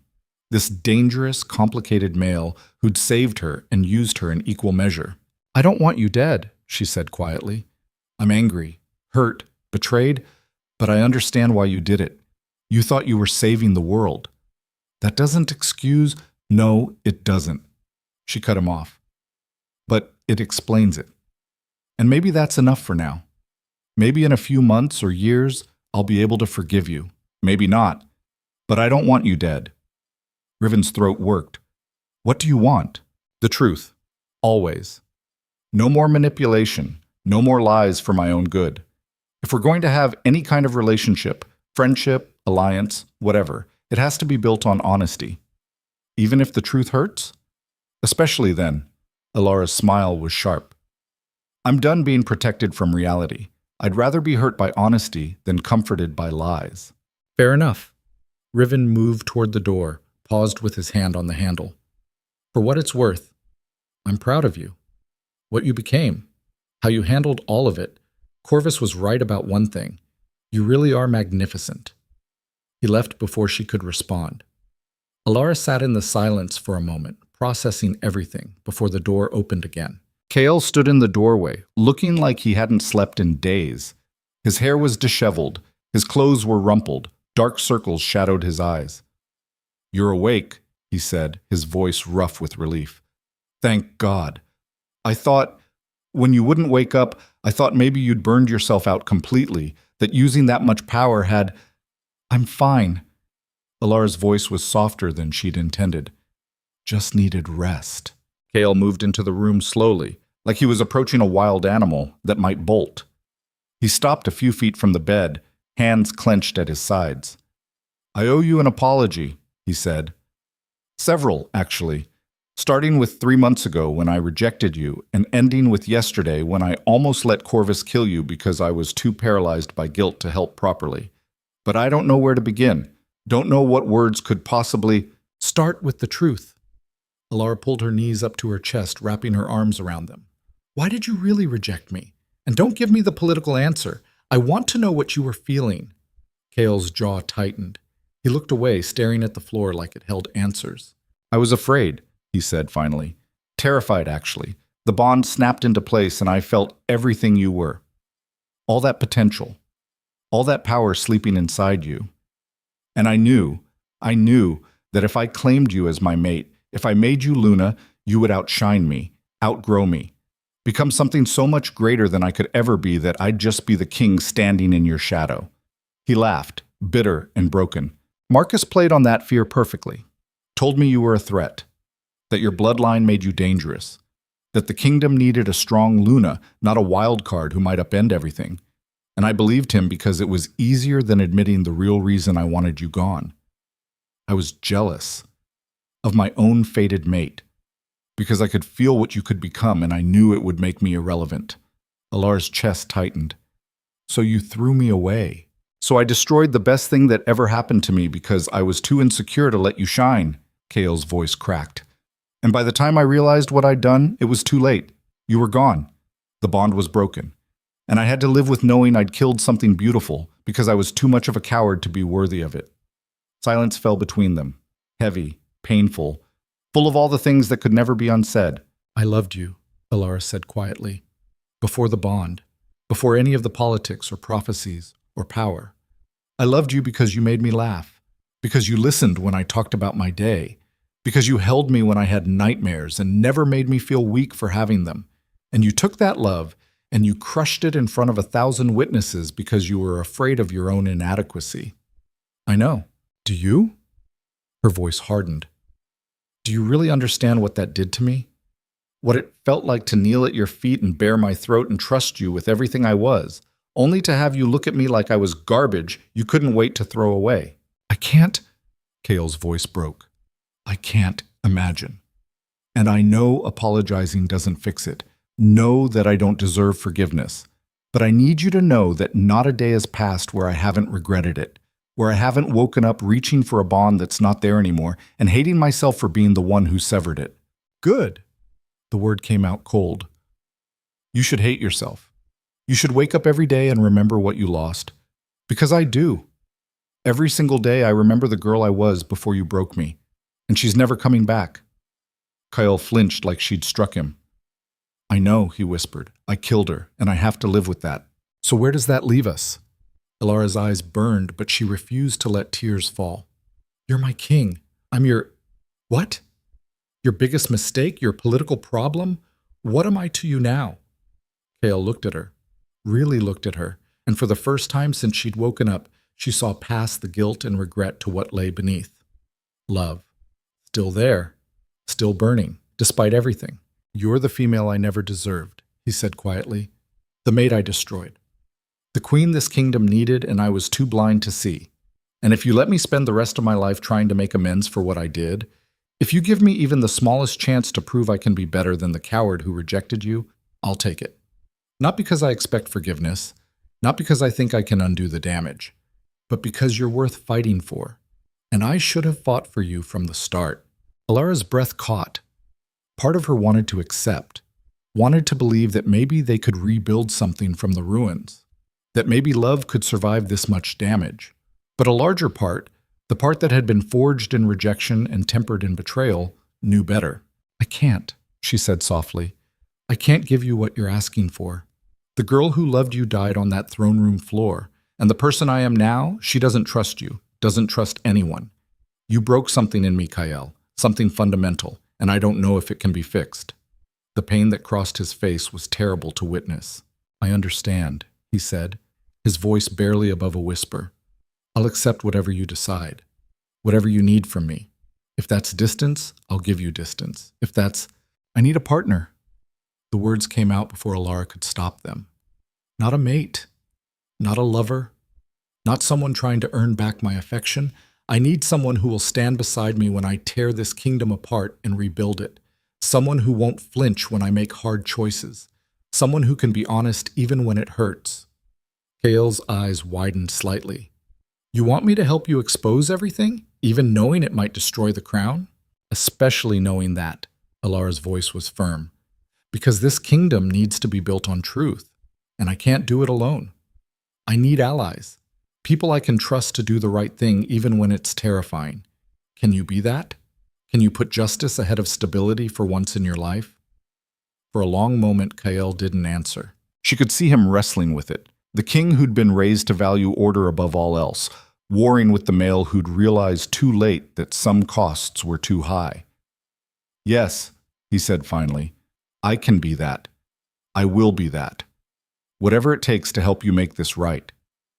It's going to cost you everything, the crown, the council's support, probably your legacy.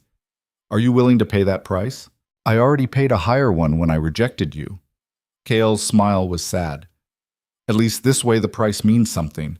This way maybe I can become someone worth standing beside you, even if you never let me be anything more." Elara nodded slowly. "Then we have an alliance, partners in rebuilding, nothing more, nothing less." "Nothing more," Kael agreed. "For now. But Elara, if there's ever a chance, ever a moment where you think maybe you could trust me again, don't." She held up a hand. "Don't hope for that. It'll only hurt worse when it doesn't happen. Just be my partner. Be honest. Be worthy. And let that be enough." He swallowed hard, nodded. "It'll have to be." But the gathering happened 1 week later. Every alpha, every Luna, every pack leader with authority to speak for their wolves descended on the capital. They came wary, suspicious, demanding to know why they'd been summoned with such urgency. Elara stood on the palace steps and told them everything. She showed them the records, the proof of how the kingdom had been built, the bodies buried to create unity, the lies told to maintain peace, her family's massacre, Corvus's manipulation, all of it. The reaction was explosive. Some packs called for blood, for revenge against the crown that had built itself on their ancestors' corpses. Others demanded the council be executed. Marcus and his co-conspirators stripped of their titles and banished. A few wanted to fracture immediately, to dissolve the kingdom and return to independent packs ruling their own territories. And through it all, Elara stood firm. She didn't try to convince them, didn't plead for unity or beg for mercy, just presented the truth and stepped back. Let them decide. Let them choose what kind of future they wanted to build. The debate raged for 3 days. In the end, they voted to stay united.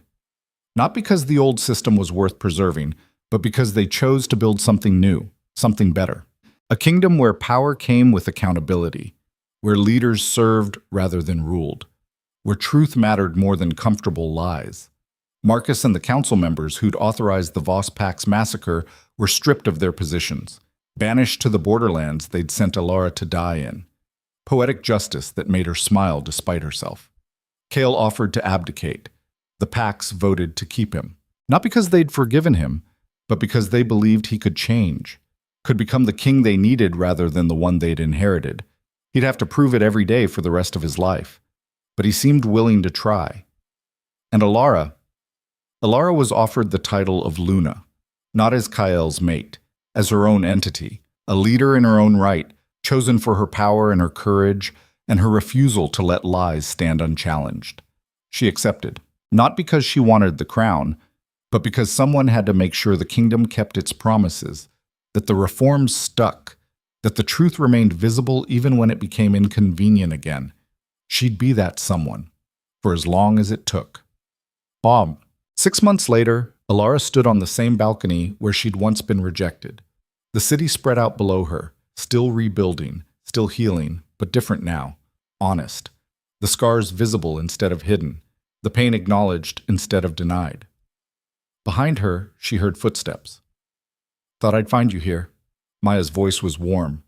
Her friend came to stand beside her, shoulder to shoulder, looking out over the capital. "Big day tomorrow. You ready for the coronation?" "As ready as I'll ever be," Elara smiled.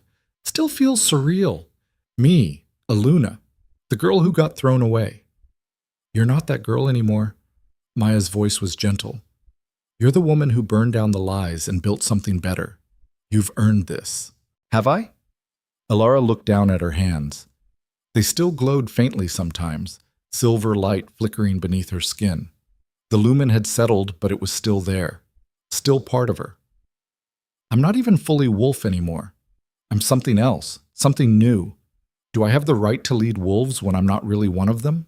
You have the right because they chose you. Maya bumped her shoulder. Not your bloodline, not your power, you. The person who stood up and told the truth when everyone else wanted to keep lying. That's what makes you worthy. Not the lumen, not the crown. Just you. Elara smiled. When did you get so wise? Around the time I watched my best friend become a god-killer and survive. Maya's grin was sharp. Speaking of which, Riven's downstairs. Says he needs to talk to you before tomorrow. Something about old texts and prophecies. You want me to tell him to come back later? No. Elara turned from the balcony. I'll see him. Might as well deal with whatever crisis he's found now rather than letting it interrupt the ceremony. Maya squeezed her hand once before leaving. Elara made her way down to the library where Riven was waiting. He looked better than he had 6 months ago. The bruises had healed, the broken bones mended, but there was still something haunted in his silver eyes. Guilt, maybe, or regret. You wanted to see me? She asked. Riven looked up from the ancient text he'd been reading. I found something, in the old archives, about the lumen, about what it really is. Elara's stomach tightened. What does that mean? It means Corvus was lying, about some things at least. Riven stood, moving around the table to face her. The lumen isn't a prison. It's not a weapon either. It's a choice. What kind of choice? The choice to transform, to become something more than you were born to be. His eyes were intense. Every few generations, someone with the right bloodline is born with the potential to integrate with the lumen. Most refuse, die rather than accept what they could become. But those who survive, who embrace it, they become bridges between what we are and what we could be. Not gods, not monsters, something in between. And what am I supposed to do with that information? Whatever you want. Riven's smile was soft. The power is yours. The choice is yours. You could use it to rule, to reshape the world, to tear down everything and start over. Or you could just use it to live, to be, to prove that power doesn't have to corrupt if the person wielding it is strong enough to stay themselves. Elara was quiet for a long moment. What do you think I should do? She asked finally. I think you should stop asking other people what you should do. Riven moved closer, close enough that she could feel his warmth. I think you should trust yourself. You've earned that right. Even after everything? After all the mistakes I made? Especially after those. His hand came up to cup her jaw, gentle and careful. You survived rejection, betrayal, transformation. You killed a creature that had been alive for millennia, and through all of it, you stayed you, flawed and fierce and fundamentally good. That's more than most people could say. Elara leaned into his touch despite herself. Are we going to talk about what's happening between us? Or are we going to keep pretending it's not? What do you want to happen? I don't know. She was being honest. You lied to me, manipulated me, prepared me for sacrifice, and I should hate you for that. Part of me does hate you for that, but another part understands why I did it, Riven finished quietly, and maybe respects that I was willing to make the hard choice even knowing what it would cost. Don't mistake understanding for forgiveness. I'm not. His thumb traced her cheekbone. But maybe someday, when enough time has passed and enough trust has been rebuilt, you'll be able to look at me and not see the male who betrayed you. Maybe you'll see the male who spent every day since trying to be worthy of a second chance. And if that day never comes, then I'll keep trying anyway. His smile was sad. Because some things are worth fighting for even when you know you'll probably lose. Elara pulled away from his touch. Not angrily, just creating space to think. I can't give you what you want, she said. Not now. Maybe not ever. The person I'm becoming, she doesn't trust easily, doesn't love lightly, and she remembers every wound. I know. Riven's hand fell to his side. I'm not asking for love. I'm asking for a chance to stand beside you, to help you build this new world. And if friendship is all you can give me, I'll take it and count myself lucky. Friendship with boundaries. Whatever boundaries you need. Elara studied him. This dangerous, complicated male who'd shaped her into a weapon and then watched her transcend the cage he'd built. All right, she said finally. We'll try, but if you lie to me again, you'll turn me into ash, I know. His smile was genuine this time. I wouldn't expect anything less. The coronation the next day was unlike any the kingdom had ever seen. There was no throne for Elara to sit on. She'd refused one. Said she didn't need symbols of authority, didn't need physical manifestations of power. She stood on the palace steps instead, flanked by Maya on one side and Kael on the other, and faced the gathered crowd. Wolves from every territory, every pack, all here to witness something new being born. The crown they'd made for her was simple, silver with a crescent moon. No jewels, no ostentation, just a reminder of where she'd come from and what she'd survived. Kael placed it on her head. His hands trembled slightly as he did it, and when their eyes met, she saw everything he'd lost reflected there. Thank you, she said quietly, just for him. For being brave enough to stand beside me, even knowing what it cost. Thank you, he whispered back, for giving me the chance to be better than I was. Then she turned to face the crowd.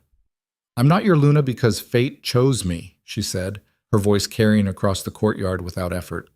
I'm your Luna because you chose me. Because you decided that truth mattered more than comfortable lies. Because you were willing to face the ugly parts of our history and say, never again. That choice is what makes you worthy. Not me. You. The crowd was silent, listening.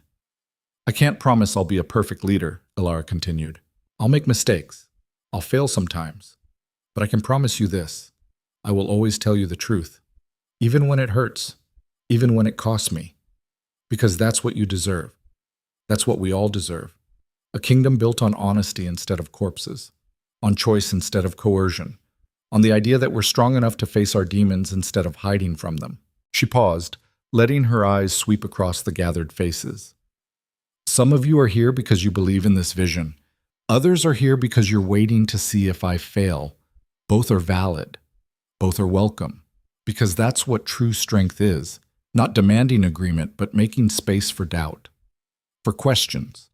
For the messy, complicated work of building something better than what came before. She raised her voice, let it ring with the power that lived inside her. I am Elara Voss, daughter of a massacred pack, rejected mate, failed Luna, and now, by your choice, I am your queen. Not to rule over you, but to serve alongside you, to remind you that power without accountability is tyranny. And tyranny, no matter how stable it seems, is just another word for slow death. The crowd erupted. Not with cheers exactly, with something more complex. Acknowledgement, acceptance. The sound of people choosing to believe even when they weren't entirely sure yet. And standing there, crowned in silver and bathed in sunlight, Elara finally felt like she'd come home. Not to a place, to herself.